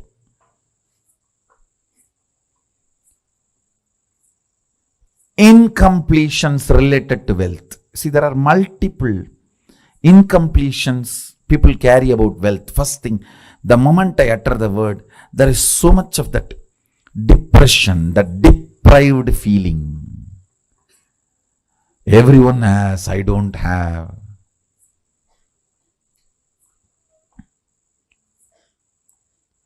For what I am contributing, I have not been given my share. The various thought currents. Sometimes, oh, I am loaded with it. I don't know how to save it, how to protect it. From various resources, from various people, you need to protect your wealth. Sometimes the illegal sources which are trying to snatch it from you. Sometimes the legal sources which are the so-called legal sources which are trying to snatch it away from you. sometimes illegally legal and legally illegal sources trying to snatch away from you. So you are worried about protecting. That is also an incompletion. Understand? Any incompletion related to wealth will disappear if you are awakened to the wealth consciousness. And awakening to the wealth consciousness is not becoming fool, irresponsible, careless. No. No.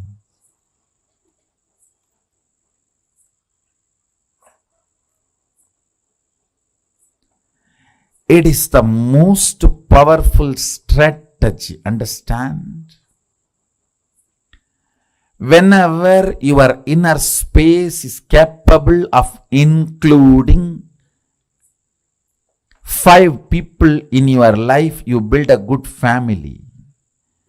If your inner space is capable of including 50 people in your life, you build a good team. If your inner space is capable of building few hundred people in your life, you become a social leader. If your inner space is capable of including few thousands, you become leader for your region. If your inner space is capable of including a state in you, you become a leader of the state. If your inner space is capable of including a country in you, you become the leader of the country. Understand? If your inner space is awakened to understand and include the concept of wealth, you will see wealth becomes just part of your life.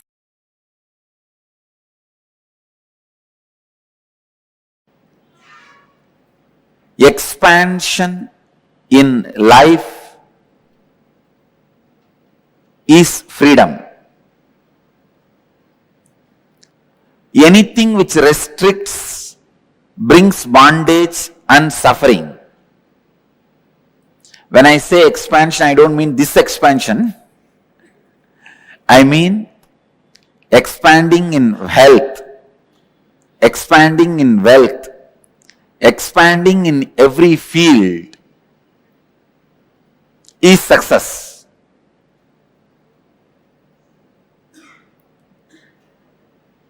That is life. But there are many patterns which stops the expansion, restrictive patterns, which restricts you in your health and wealth. Please understand. There are thousands and thousands of engrams. Engram means engraved memory.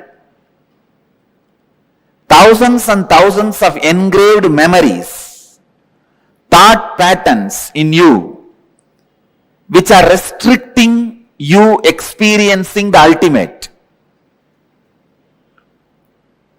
which are constantly showing you that you are not ultimate and you cannot expand by giving foolish, self-created, restrictive circumstances.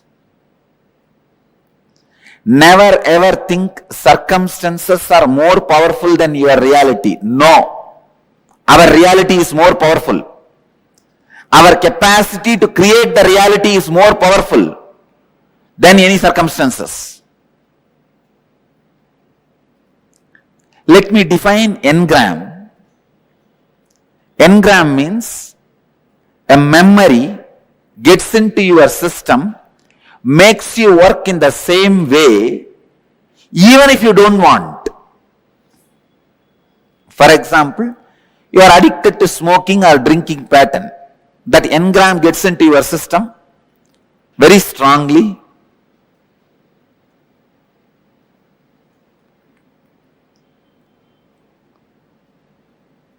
After 2 years, Even if you want to give up, you won't be able to give up.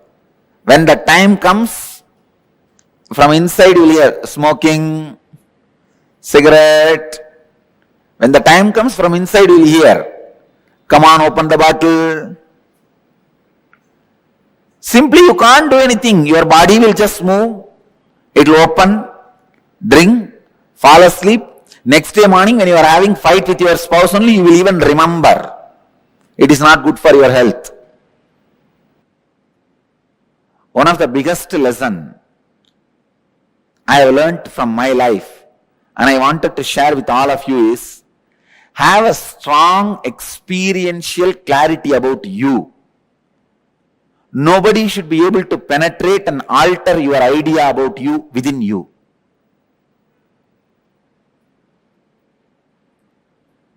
Constantly, if people tell that you are a miser, you are a miser, you are a miser, you are a cheat, you are a cheat, you are a cheat, you should not start believing it. That strong clarity about yourself, if you just have that, that's enough. You won the game of life. Nothing else can protect you other than the clarity about you. If that is there, nobody can harm you. Please understand, you are so weak. When people around you doubt, you also start doubting you. That's one of the biggest weakness human beings carry.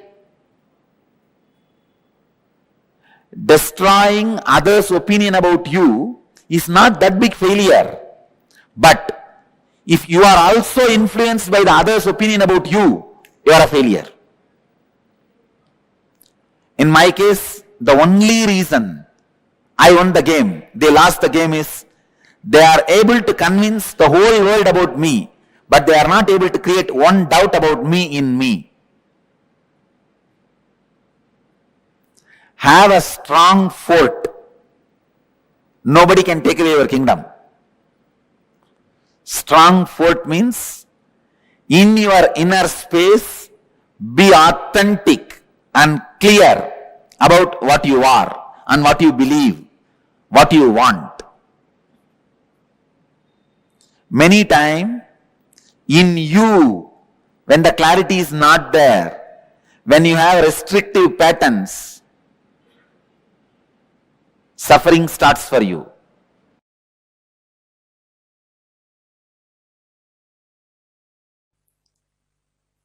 Only those methods of grabbing, stealing, robbing is wrong, sin. Otherwise, creating wealth, if you are contributing something directly to the people, universe, if you are grabbing from others without contributing anything, that is what is sin. So creating wealth is intrinsic part of life.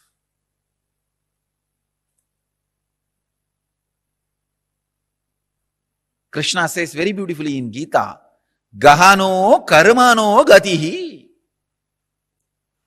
The universe by its nature works. If you have at least the goal of creating wealth, you will be creative. Your energy will be channeled properly.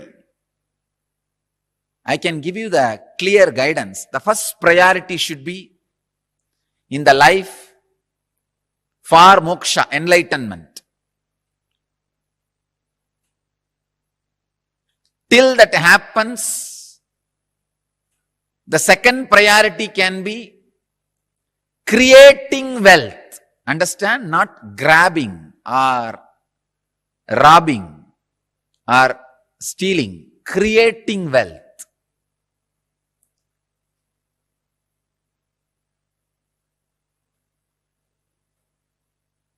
Anything else is a third priority. And I don't want to talk about third priorities. Creating wealth makes you non-violent because you will be too busy with the people, with the world, with life by creating.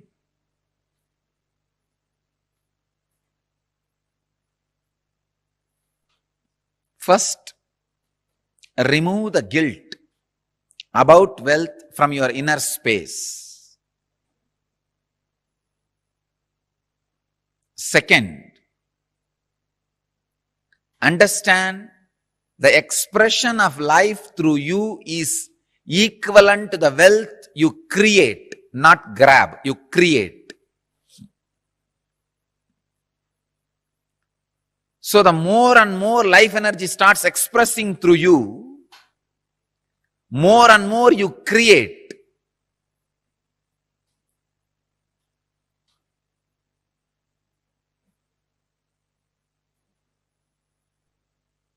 Life energy expression and wealth is one and the same. Seekers always justify their poverty as their spiritual quality and innocence. So if you are not wealthy, understand, if you have decided not to create wealth, great. But if you want to create wealth and not wealthy, if you have a greed for the wealth or a desire for wealth and not wealthy, be very clear, you are not a seeker, you are a seeker. Something is seriously wrong with you. Look into it. Wealth itself is not sin. Somebody is having problem because of having. Somebody is having problem because of not having. Problem is a problem. Wealth is not a problem. Problem is a problem. Wealth is not a problem. Person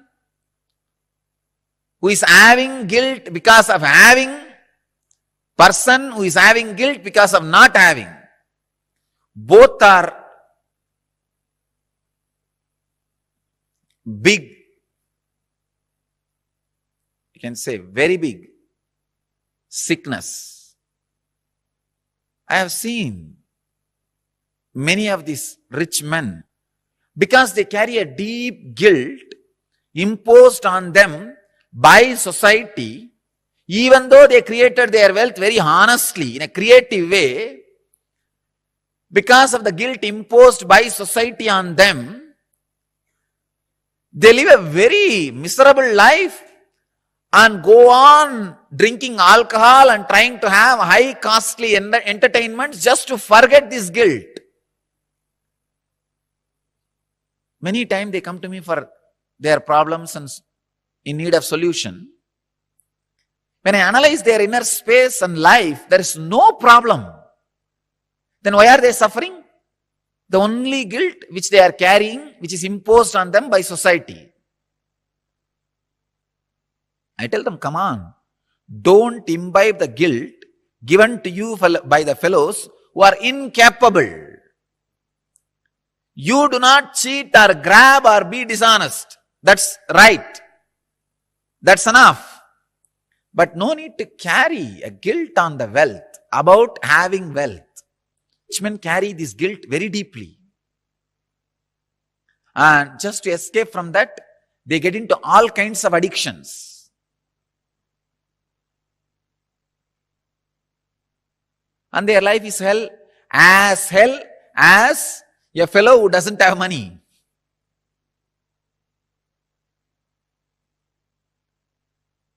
The next thing, having is one side, not having.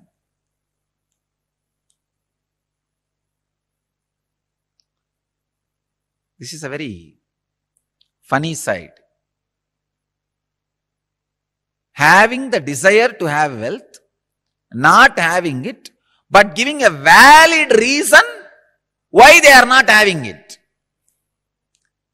This is also another important slave mentality. We always think work not done plus valid reason is equivalent to work done. and your mind is such a cunning mind, it creates very valid reasons and justifies itself. Why? You are poor, and not only that, adding sacredness to poverty. Who are adding sacredness to poverty. Relax. Don't add sacredness to your scaredness. Because you are scared of life, you back out from life, and for the feeling of scared, you add sacredness. You start saying, no. You see, I am not the kind who can tell lies. This word is a lie. I am not the kind who cheat others. What is there?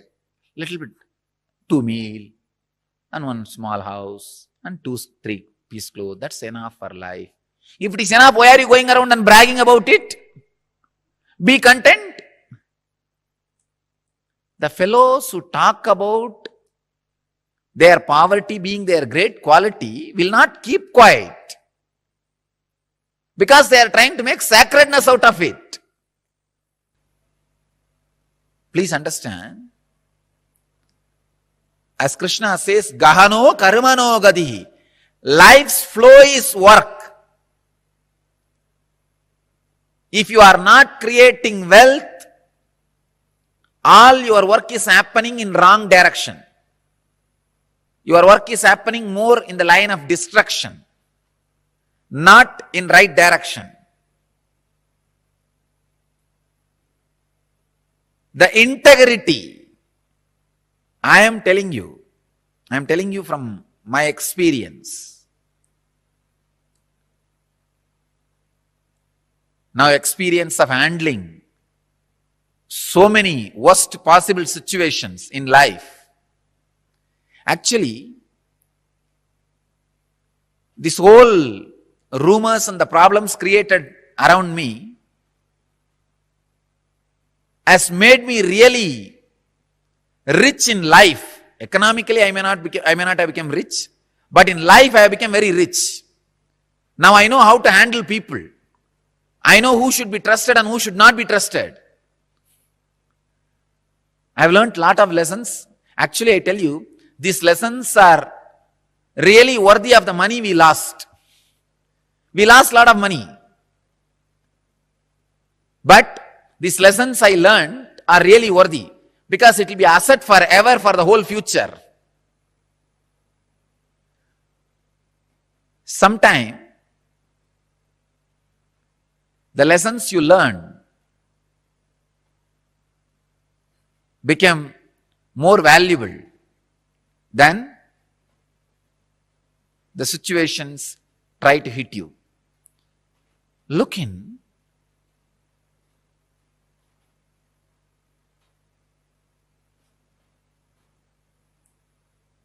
Remove the deep hatred for work. See, life is by its nature flow. If you create wealth, at least it will be directed in one line of creativity. If you are not creating wealth, be very clear. One, you will be spending all your time in destroying something, somebody, or you will be spending all your time in fighting with you, in depression. Fighting with your own self. Morning half an hour you will argue whether to create wealth or not. Evening half an hour you will argue whether to create wealth or not. Morning you will argue, I should create wealth. Evening you will argue, no, I should not create wealth. And night you will fall asleep. Between the morning and evening, again you will be spending time in eating. That's all. After 20 years, what you have done? No, I debated morning whether to create wealth or not. The side of creating. In the evening, debated for not creating. Finally, nothing has happened. Life is wasted. That's all. Not having wealth is a wrong mental setup. awaken the creativity in you, remove the hatred for work, creativity.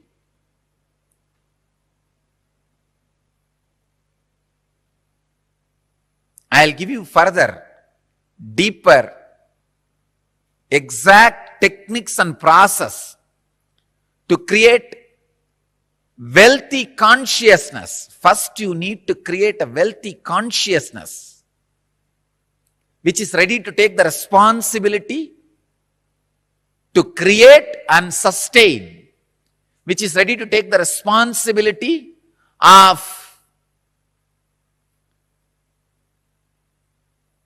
being creative. For being creative, you need to take many responsibilities.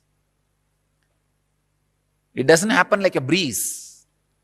Even if the breeze happens, you need to be responsible to keep your doors open for the breeze to blow through you, flow through you.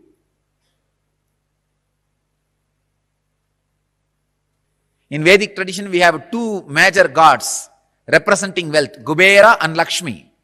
Kubera is a guy who holds stock market.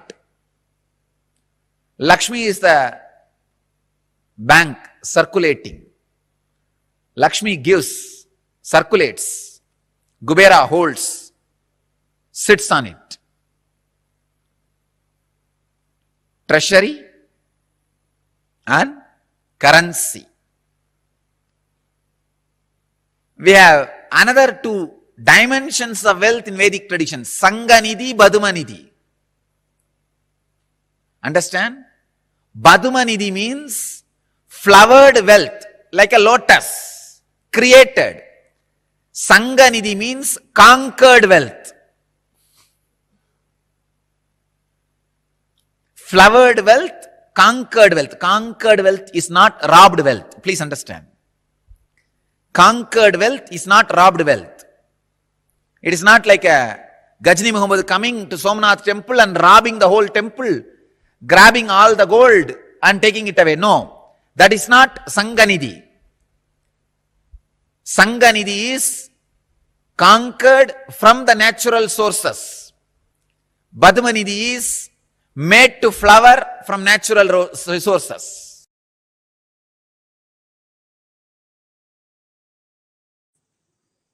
Let me expand on wealth consciousness. The first conclusion you need to come, it is integrity. That's the most shortest way to enjoy wealth. Second, owning but not possessing means go on sharing. I have seen sometimes people, when they take up a job, they develop vengeance towards boss. Hey, you are giving only 50,000 salary for me. I'll work only for 8 hours minimum just to handle your questions, not more than that. So this is the way he starts. He thinks he's cheating his boss. In 6 months, he himself starts believing this much only is his capacity. He has cheated himself. Understand? Cheating your boss.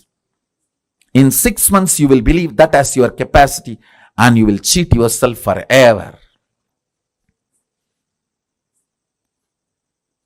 You making your boss believe this is only your capacity because you want to take revenge on him. First conclusion you need to arrive is integrity is the best strategy. The next conclusion you need to arrive, own but don't possess.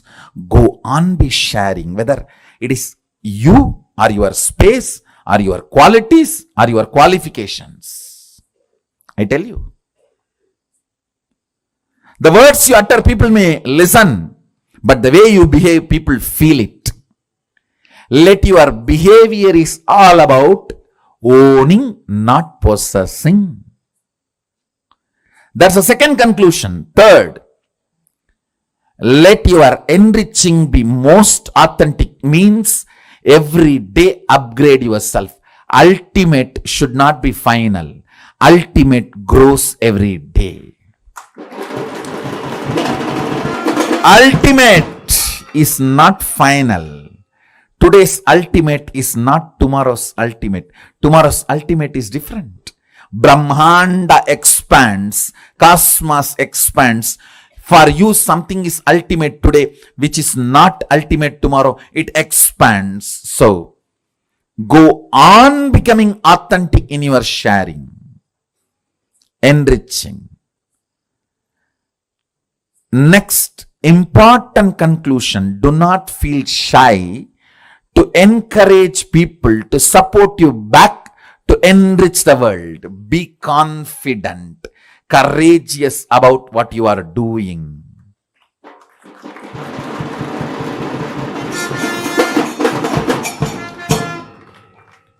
Don't be weak. Be confident about what you are contributing and encourage people to contribute back to them so you can continue to contribute. You can keep this Dharma Chakra alive. That's all. Just these 4 conclusions arrive. Now, one good news I have for you is our Vedic masters, Vedic rishis, Vedic visionaries, starting from Sadashiva, they have mastered a science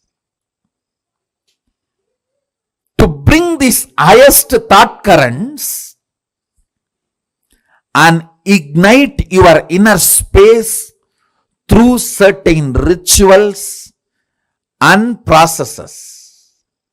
That's what we call Homa and making Aushadha. Understand? Thought is as matter as any item which is seen by you in front of you.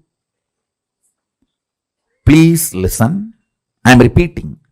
A thought current is as matter as the mic, camera, TV, and all the items you are seeing in front of you.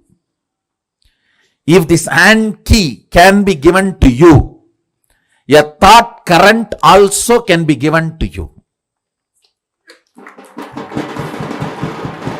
Our Vedic visionaries have mastered the science of bringing a thought current and infusing it into the people. It is called initiation. They mastered this science. It is possible. It is reality. There is no placebo effect range. Understand? There is something called placebo effect. Any doctor gives any medicine, 40% of the patients will be cured. That's called placebo effect. The effect of this initiation is not the placebo range. It is undeniable. It can stand the scrutiny of the verification, follow-up, documentation and scientific research and analysis. It is not placebo effect range. Understand? Our masters have mastered this science of making the thought current come in a space through yajna, means the thought current from the space will be brought into the air through the mantras and into the fire through the offerings, into the water in the kata pot and sprinkled on you and into your mind through that water being sprinkled on you. The Dhanagarshana Bhairava Homa. The thought currents of awakening wealth consciousness in you, deciding to be ferocious within you and awaken your wealth consciousness. Ferociousness is not anger. If you feel society has cheated you, you are angry about the wealth, you will never manifest wealth. Ferociousness is different, anger is different. Kalabhairava, Dhanagarshana Bhairava is ferocious but not angry. Understand? To infuse the ferociousness to manifest wealth consciousness in you.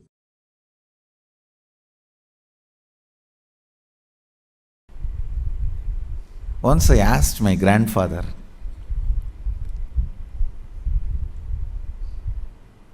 is really such a person of charity. Every day in the night time, when he finishes his accounts, I learnt this habit from him. Even if it is 1 o'clock, 2 o'clock in the night, those days there is no computer and all. It was only in the notebook. Only after signing the ledger, completing the accounts of the shop he was running.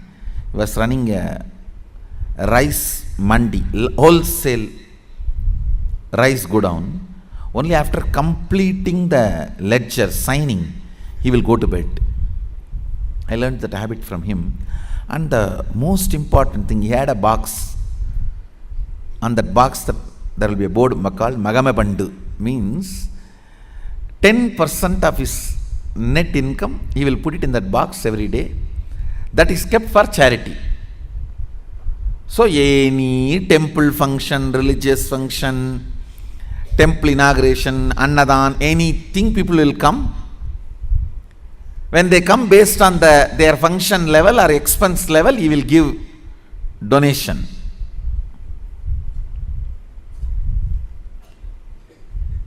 Once I asked him, what is the use of giving money like this, donations like this? He said, the result of giving donations like this is more people will come to receive donations. That's all. Understand? Reward for wealth is more wealth, reward for love is more love, reward for work is more work, reward for charity is more charitable, more charity opportunities. Reward for integrity is more integrity.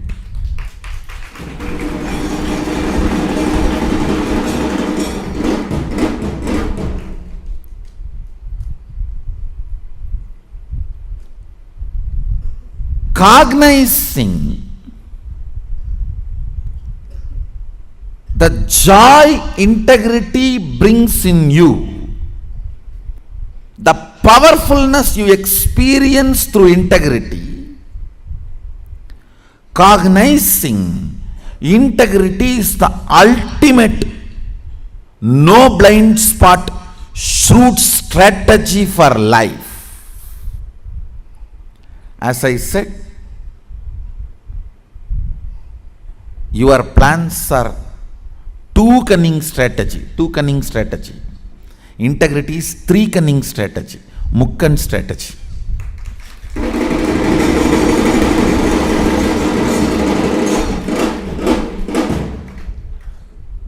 In anything,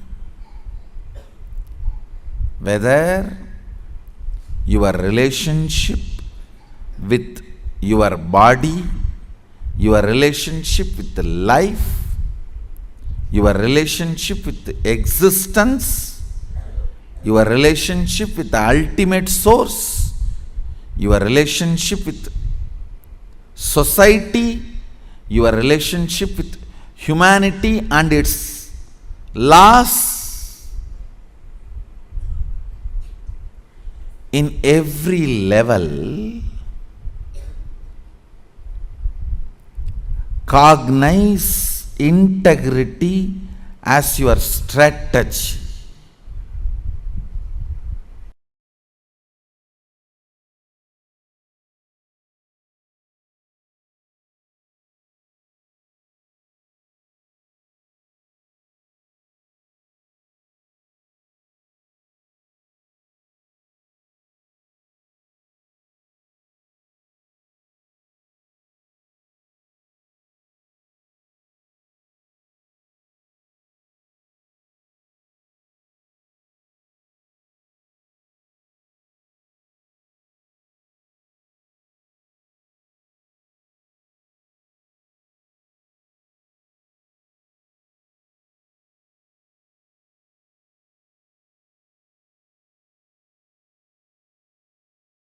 Understand the word, the luxury of simplicity. I am defining luxury of simplicity means to keep yourself inspired and excited and enthusiastic, alive. I do not need anything from outside is luxury of simplicity. Array, simplicity is a luxury. It is not poverty. A man who tastes the simplicity will radiate grace.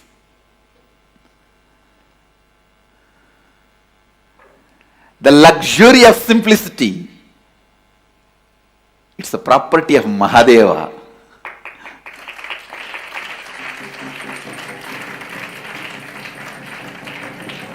Luxury of simplicity.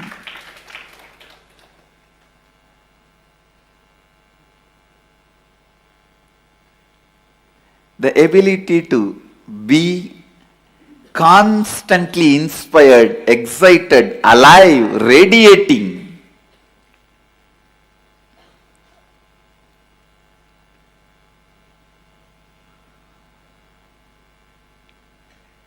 Such complete inner image about you,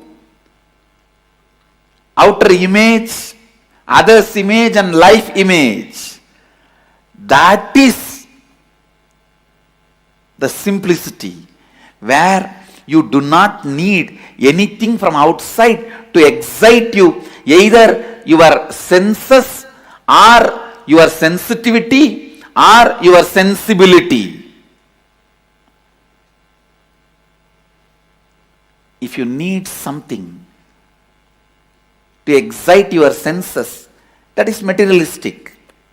Pleasures of five senses.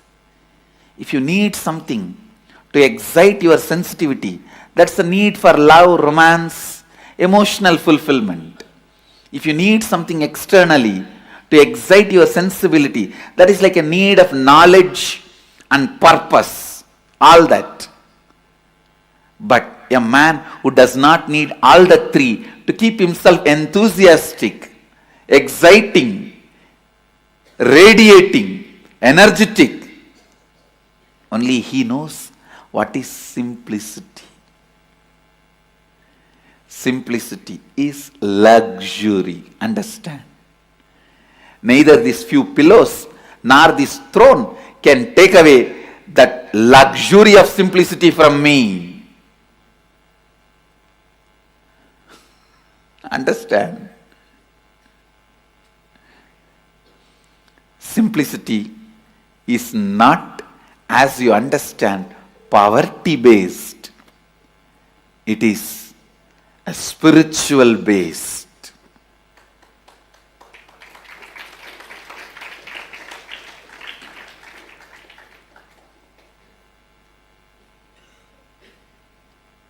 The inner space that decides everything about life, whether somebody is simple or not, is not decided by the dress he is wearing, or the jewels he is having, or the car he is driving, or the house he is living. Somebody can be living in a poorest, most poorest slum, but he may need so many things to excite him from outside. He cannot be enjoying, enriching, exciting himself from his inner space. Then he is the most luxurious guy. He is not living a simple life. Understand? Somebody may be living in a palace, but he doesn't need anything to excite his senses or sensitivity or sensibility from external way. Nothing external is required to excite him in all these three levels. Then is the most simple being, Bholenath, Mahadeva. Listen. Constantly hold on to that space.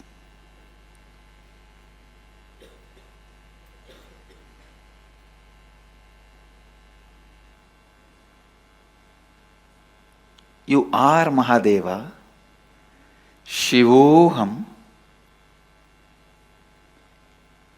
without encouraging the logic which asks for external evidence and external witnesses. Instead, in the first, start building internal evidences and internal witnesses. The moment you remember, I am Mahadeva, let me be in the bliss of Mahadeva, in the experience of Mahadeva, in the knowledge of Mahadeva. Let your logic start functioning in that first. Let the Shiva Bodha be built. The first effect will happen on you is luxury of simplicity will happen. Simplicity, which is the biggest luxury.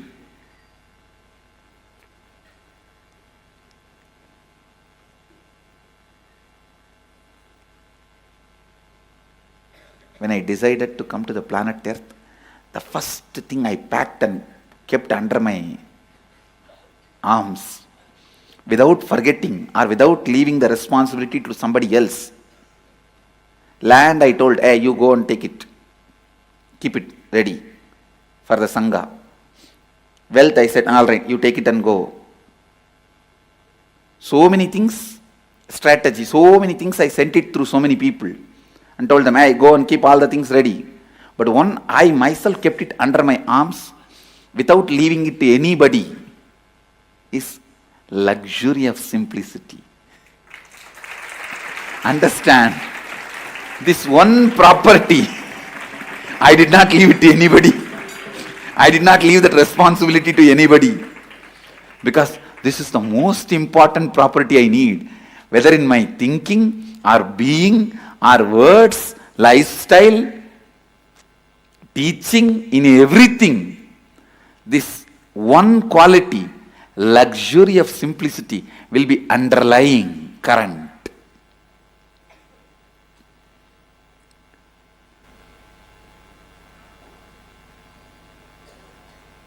I tell you, that's the biggest richness anyone can have. The ability to be never dependent on anything. Ability to be never dependent on anything.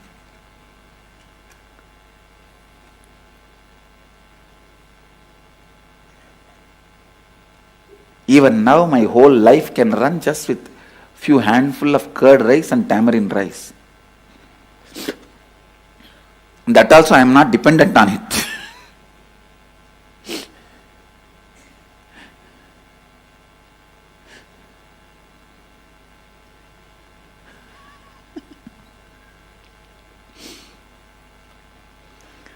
I tell you,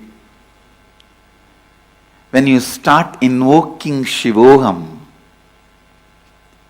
living Shivoham, digesting Shivoham, breathing Shivoham, the first internal witness and evidence which will start getting built is luxury of simplicity.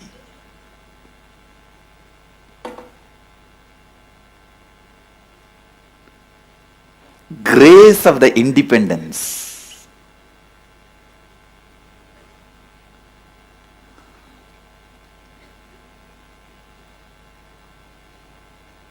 The grace of the independence.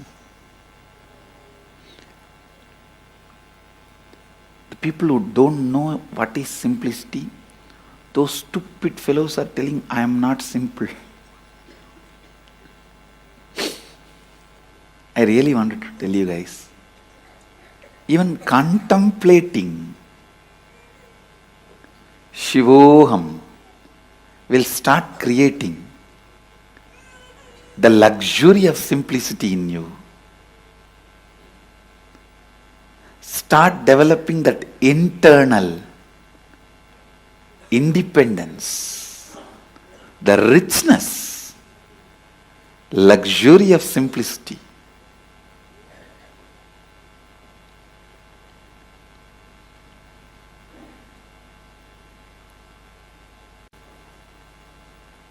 When you cognize Shivoham,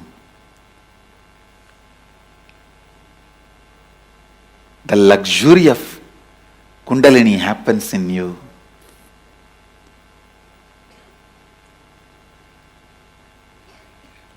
You will be able to help anyone to experience Kundalini awakening.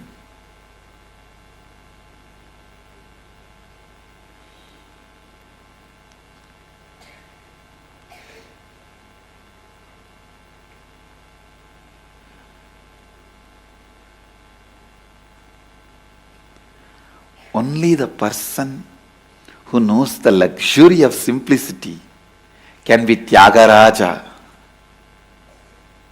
Because whatever you need in the world, he doesn't need. Go on. Go on. Go on cognizing. Shivoham. Shivoham, Shivoham.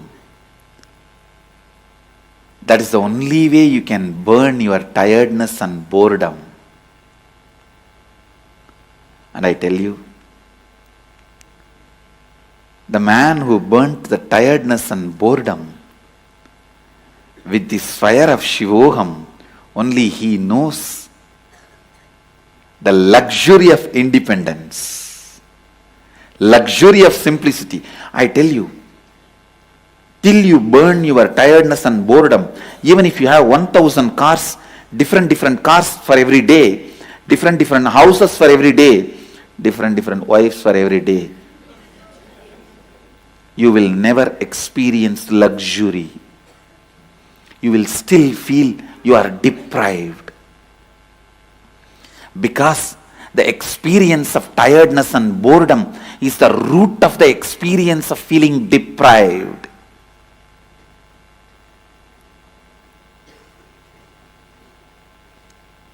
If you can be bored, not 1,000 car, even if you have 1 million car, you will be bored. If you can be bored, not just 1,000 houses, even if you have 10 million houses, in all the best locations of the world, you will be bored.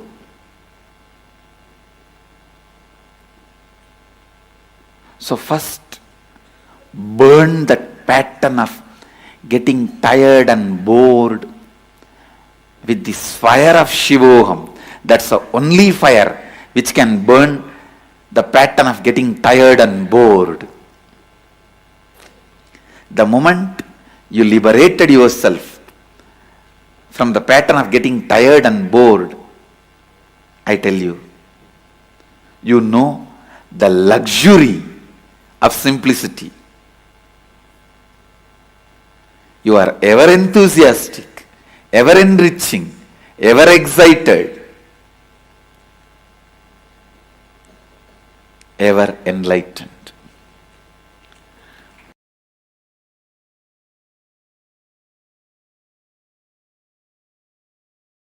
Anyone who has seen me in a very close quarters, my personal life 24/7. 3 years before, people used to have that opportunity. Only last 3 years, I have withdrawn from the society, human society, and no one has access to my life other than the time I come out and sit for satsang classes initiation. But in those days, 3 years before, people used to have access to see my personal life 24/7. For quite a long time, I was even resting in samadhi in my courtyard outside. in the swing, the Kailasa courtyard, and people will be able to peep in while they walk across the Kailasa courtyard.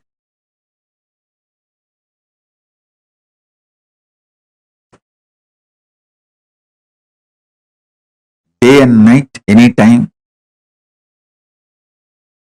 People who had access to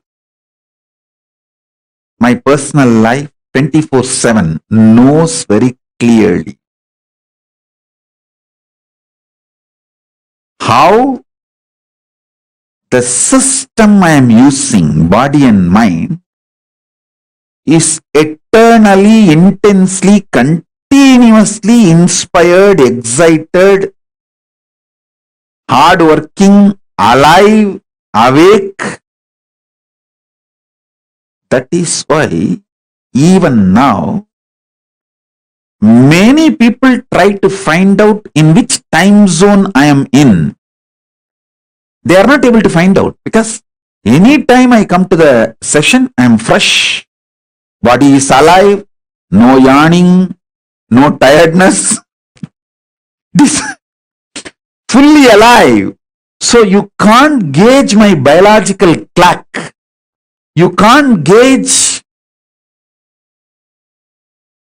what time I am sleeping, what is my daytime, what is my night time. You can't gauge. You can't gauge based on my body language and my body, the time zone I am in. Because I am alive 24/7. No tiredness, no yawning, no symptoms of anything related to biological clock. I tell you,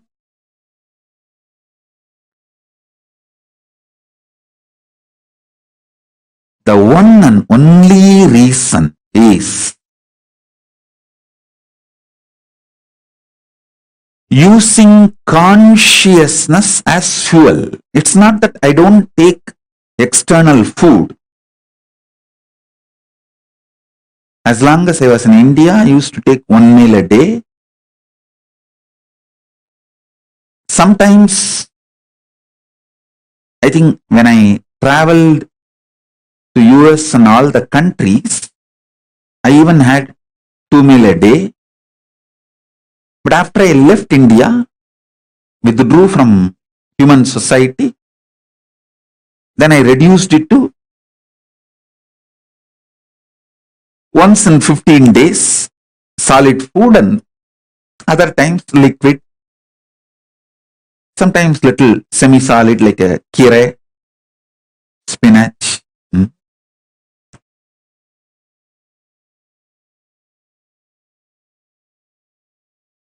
So nowadays, during the Maheshwara Puja, I take solid food. Please understand, it's not that I am not taking the food, the external fuel, but it is 90% less than what you all usually take. It's almost like a 90% less than what you all take. So understand, just make consciousness as a fuel for your body. When you feel the hunger, you will make Divya Sarira of Paramashiva for yourself.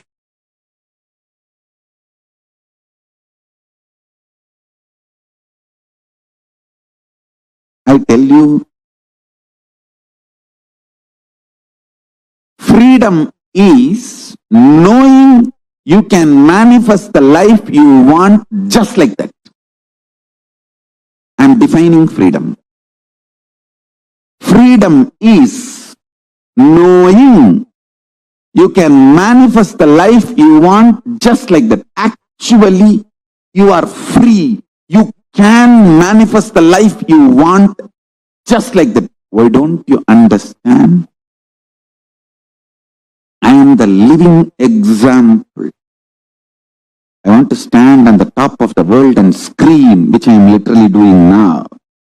Standing on the top of the world, Kailasa, and screaming, "Oh, human beings, because you have a consciousness, which is my own reflection, you are all free and you are all empowered to manifest the life as you want.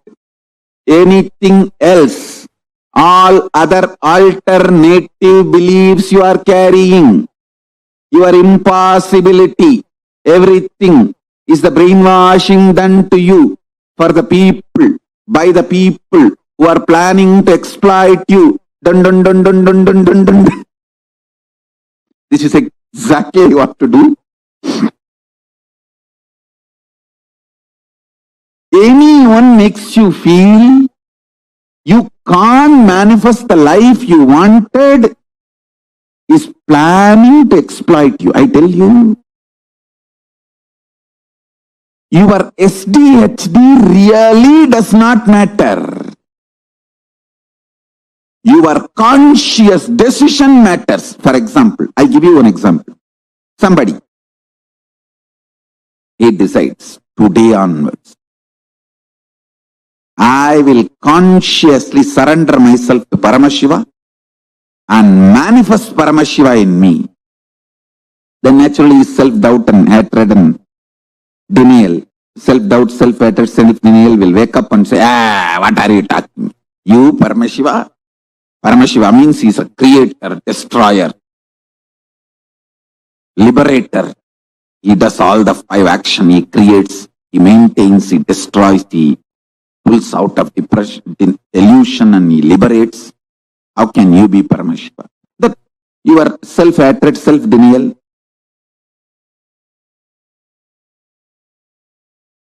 self-doubt, all that will stand up and start jumping. I tell you, your inner miniature version of your mother-in-law is your self-doubt, self-hatred, self-denial. It will just jump. I'm telling you, consciously, your life never ever gets touched by the impact, effect of self-doubt, self-denial, self-hatred. Listen carefully. Only mentally you attack yourself, stop yourself and tie yourself in your couch and start doing Nidra Devata Puja. Nidra Devi Samadhi.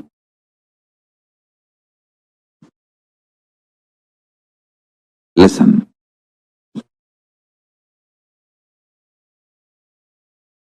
The beauty of your consciousness is it does not get affected even by death. Then can it be affected by your stupid self-doubt, self-hatred, self-denial?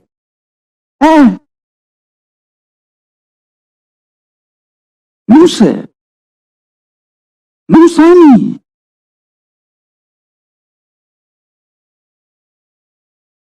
Please understand,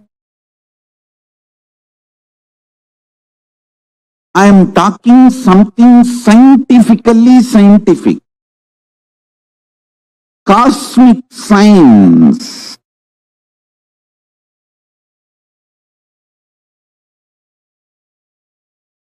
Your existence, what you feel as you consciously,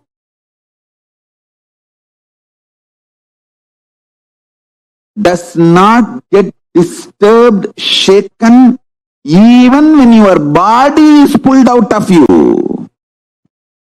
When your mind is pulled out of you. It doesn't get shaken by anything being pulled out of you.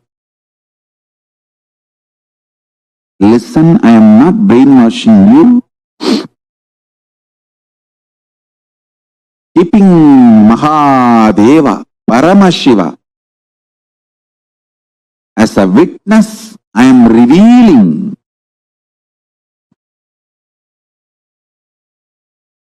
his inner space. How he is inside, I am opening it to all of you. I am just opening a door for all of you to experience Paramashiva's inner space.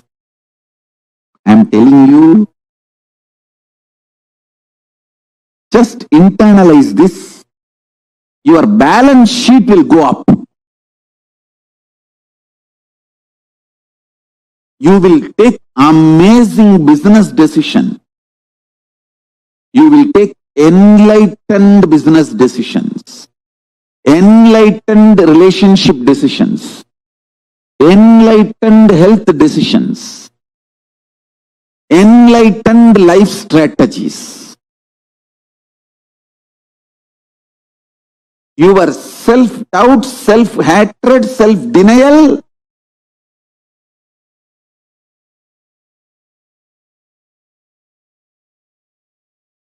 does not impact you.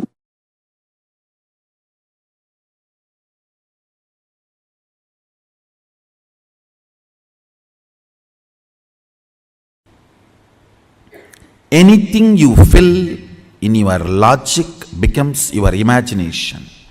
Whether oneness or any decision you take, anything you fill your logic, it becomes your imagination. Anything you fill your breath, your heart, it becomes your visualization. Anything you fill your depth, that becomes your declaration. Then comes time, length, breadth, depth, time.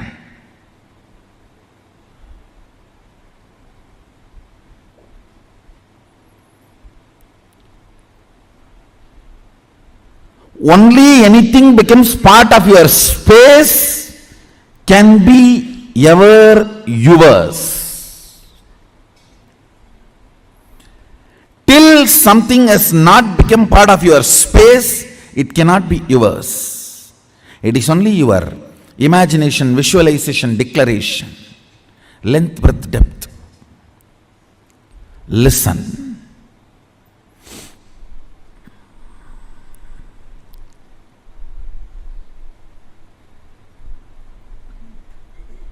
I made a statement, ferociousness breaks the time layer, removes tiredness, depression, boredom associated to length, breadth, depth, and makes anything as your space. The example story I gave, Bhishma. Understand? Two incidents I gave. In my life, one day I missed the morning Manglarati in Ramakrishna Mutt. Mutt has a beautiful routine. Early morning, during the summer it is 4 o'clock and during the winter it is 4:30. The morning Manglarati, everyone has to come and sit and do the spiritual routine. One day I missed the morning Mangalarti because I overslept. I did not do the cute analysis. Oh, what is the pattern? What must be the reason I overslept? I did not do all that cute diagnosis analysis. It was a ferocious decision. I think we should stop sleeping, that's all.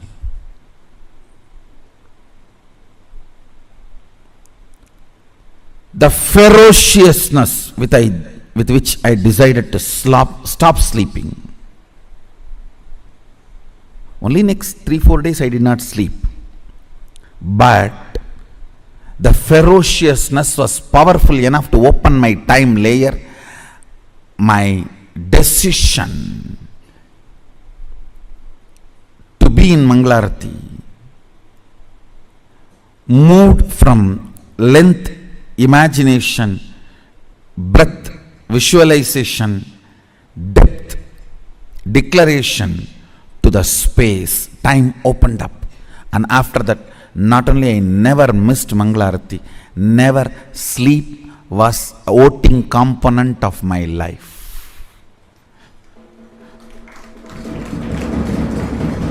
Understand this word. Sleep lost voting right in my life's any decision. Any decision I took in my life, sleep, tiredness, depression, boredom, all the four are same. Tiredness is the chemical effect of sleep. Depression is the psychological effect of sleep. Boredom is emotional effect of sleep. Coma is physiological, psychological, emotional effect of sleep. Death is the conscious effect of sleep.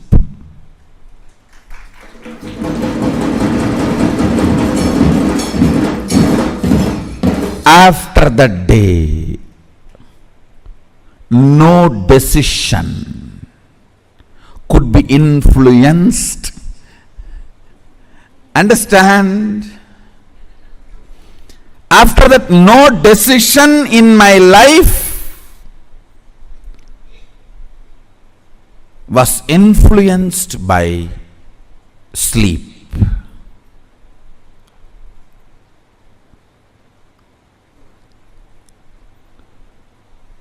The story of Bhishma.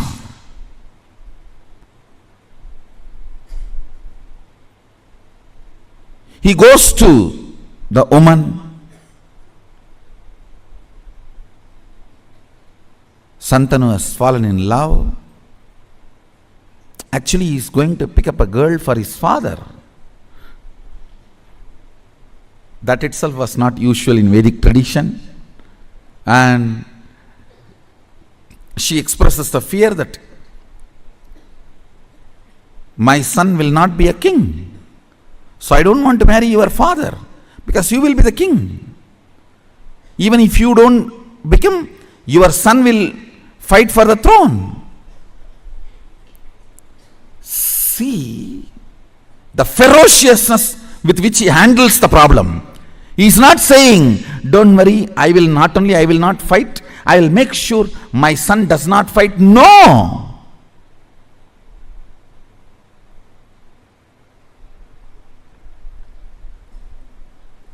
The ferociousness. I declare myself Akanda Brahmachari. Understand, the scene is described by Vyasa. It was such fantastic scene. Son sacrificing his life for father's lust, which is not dharmically expected. Dharmically he is not expected to do this. He just deals the whole problem with ferociousness and says, not only I will be a servant forever to the Hastinapur throne, he declares himself as a servant of the Hastinapur throne forever, and he died for Hastinapur throne till the end.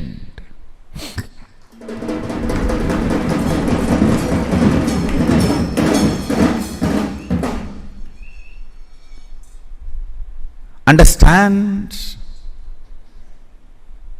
He dropped his body to protect Hastinapur throne. The last act he did, giving all the spiritual and dharmic strength he had to Dharmaraja. Now he is Hastinapur throne head.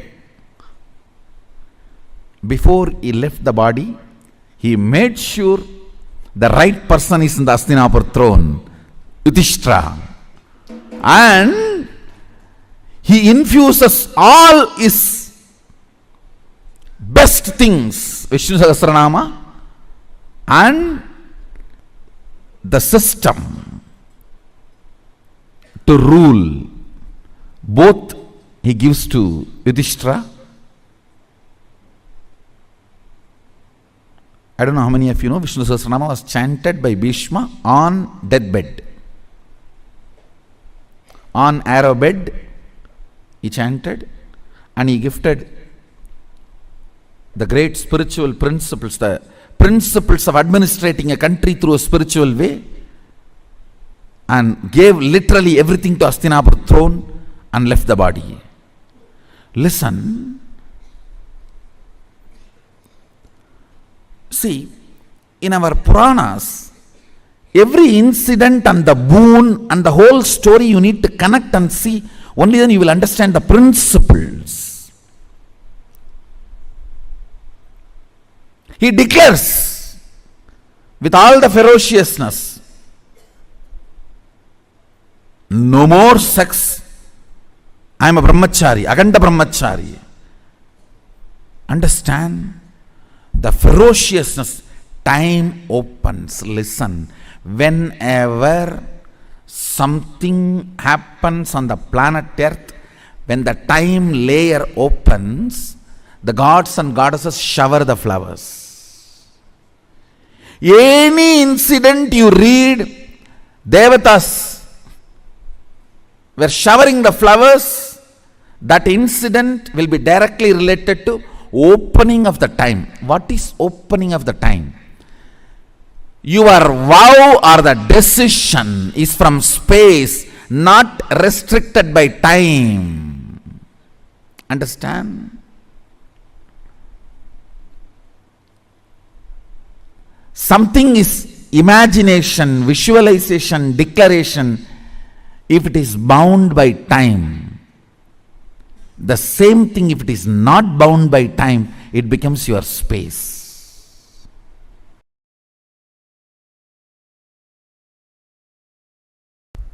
When I was in the Ramakrishna Mat, once I missed morning Manglarati. Manglarati is supposed to be 5 o'clock. I missed Manglarati. I did not try to find out what is the reason, what must be the pattern, I should complete with it. No QTPI analysis. No.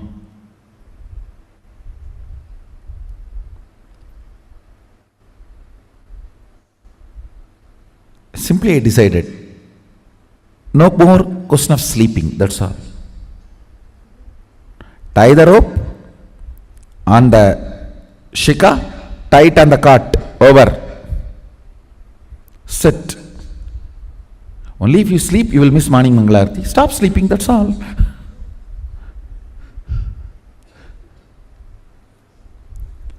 The ferociousness was such. My body and my mind, both of them know, if I decide, I decide. They just obey me if they want to live with me. Understand, both of them know, they simply obey me if they want to live with me. Never again ever I missed my morning Mangalarati. It's not that I completely stopped sleeping. Maybe next few days I didn't sleep. But the body and mind learnt the lesson. This guy cannot be bent.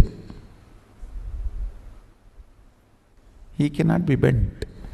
You simply have to listen to him. You simply have to obey him. If you want to live with him,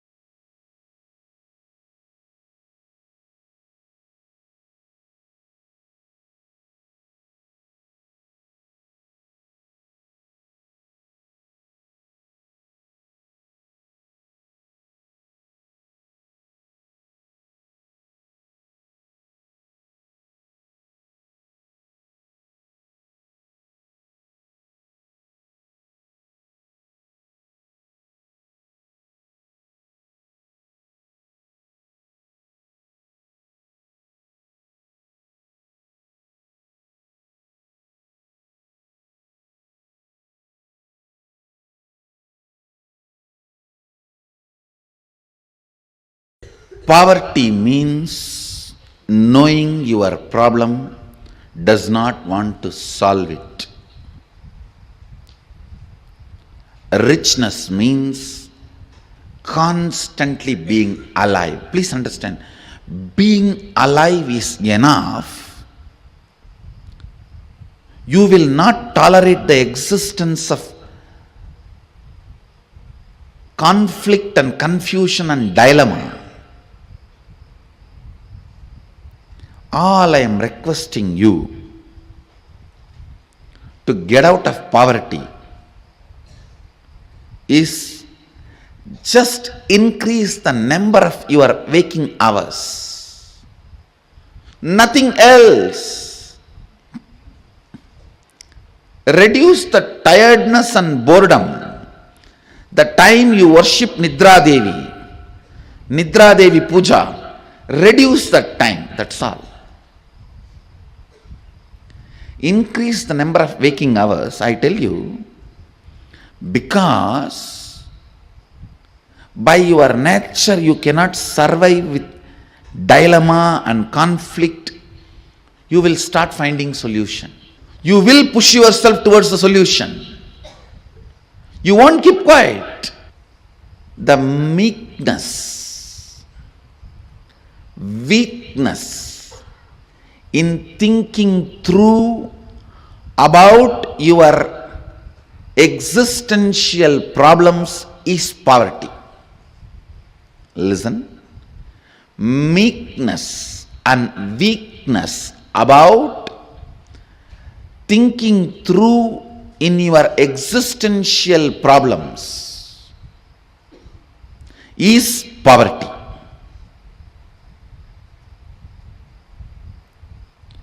Poverty is nothing but resistance to life. Poverty is nothing but directly, indirectly cherishing and enjoying death. By killing death, only you will manifest abundance. Poverty is nothing but direct, indirect way of worshipping death. Winding yourself or hiding yourself into boredom, into tiredness is poverty. That is worshipping death. Every moment you are tired and bored, hide yourself into your bed. You go through the part-time death. Anger is part-time madness. Madness is full-time anger. Boredom is part-time death. Death is full-time boredom. Boredom is part-time death.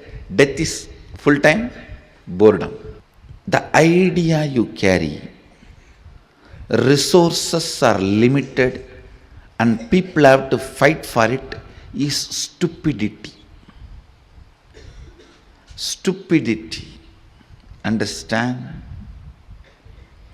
Resources are limited, people have to fight for it, is stupidity. Society teaches such concepts due to unconsciousness. Actually, I don't even want to complain on society because nobody calls society exists. It's all your unconsciousness put together is called society. It's an unconsciousness. Tiredness and boredom of all of you is put together is society.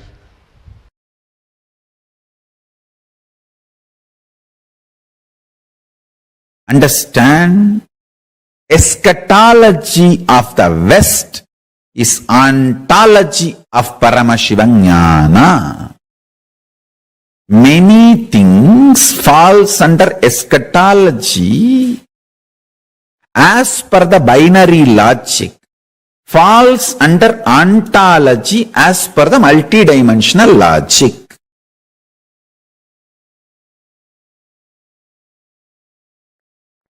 The endless resource. Understand one thing. I don't have any vested interest to teach you that you have endless resource. If I actually have a vested interest, I should tell you, you have only limited energy. I'll be supplying energy as per how much you pay. Based on that, I'll send the energy through meter. If I have vested interest, that is what I'm supposed to make you believe. But I am telling you, screaming you, you have endless resource, inexhaustible resource. Not only that, you are Swayam Prakasa. I ask you to attend satsang so that you will not forget this truth. I will constantly remember the same truth. So you will start manifesting it. That's all. If I am planning to exploit you, I should tell, oh, you all have the wiring and every day I will send this much energy based on how much you pay. But I am telling you, we have endless resource. I tell you, very soon I will prove you do not need to hook to grid for even electricity. You don't even need to shit or pee to get electricity for your home. You just need to spit and you will light your whole home. Your whole home will be lit. You don't even need to spit. You just enter your house, it's lit. You don't need to be connected to grid. Endless resource is available. You just need somebody to demonstrate. Then immediately you will say, hey, if he can do it, then I can also do it. That's all. That's all. See, many times when you see somebody swimming, you get the confidence and start swimming. That's all. It takes hardly few days. Just you need to see the swimmers and you will start. That's it. Same way, only consciousness. Much of what binary logic talks to you as eschatology is actually ontology in Sanatana Hindu Dharma, in Paramashiva Jnana.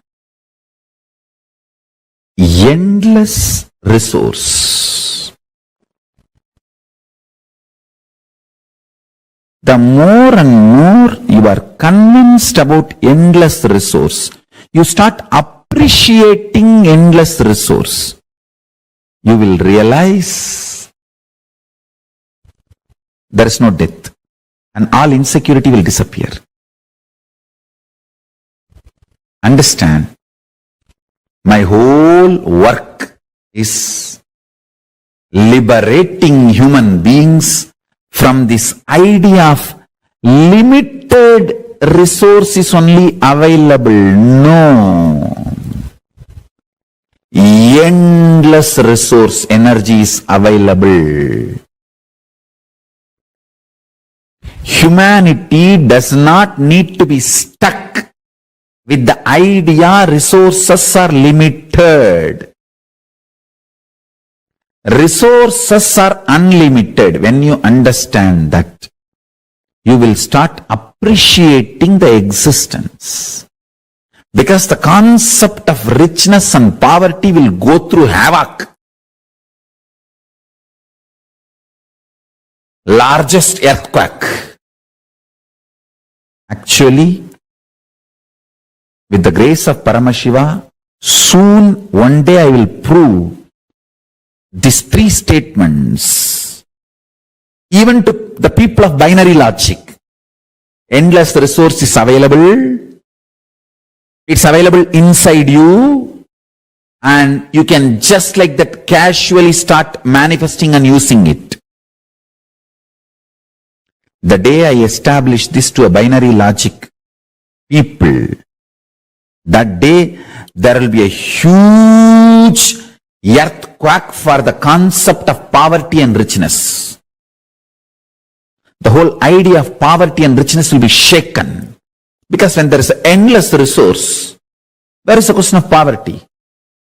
And where is the question of superiority because of richness? Where is the question of rich people declaring their supremacy over the universe, over the planet Earth, over everything available? Rich people declaring supremacy is the worst racism on the planet Earth. Rich people declaring supremacy over the poor people is the worst racism on the planet Earth. It's 1,000 times ugly, worst, criminalistic than religious supremacy, color supremacy, race supremacy, gender supremacy, political supremacy, any other supremacy.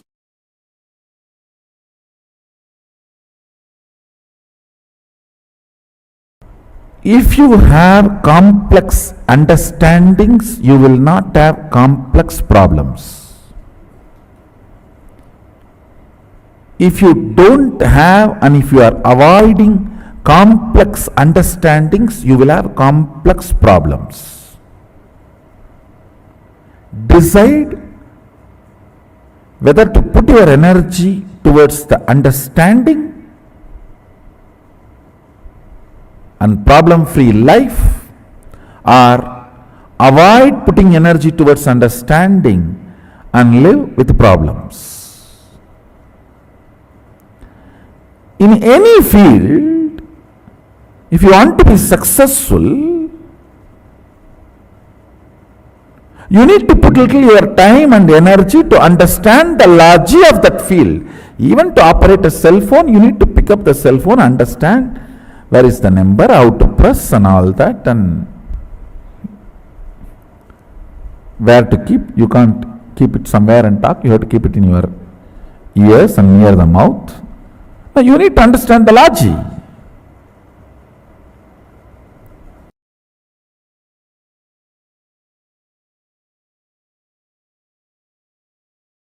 The ultimate Paramashiva is not only rich, he is generous. Understand? A real rich man will be always generous because he will have so much confidence that he can manifest richness.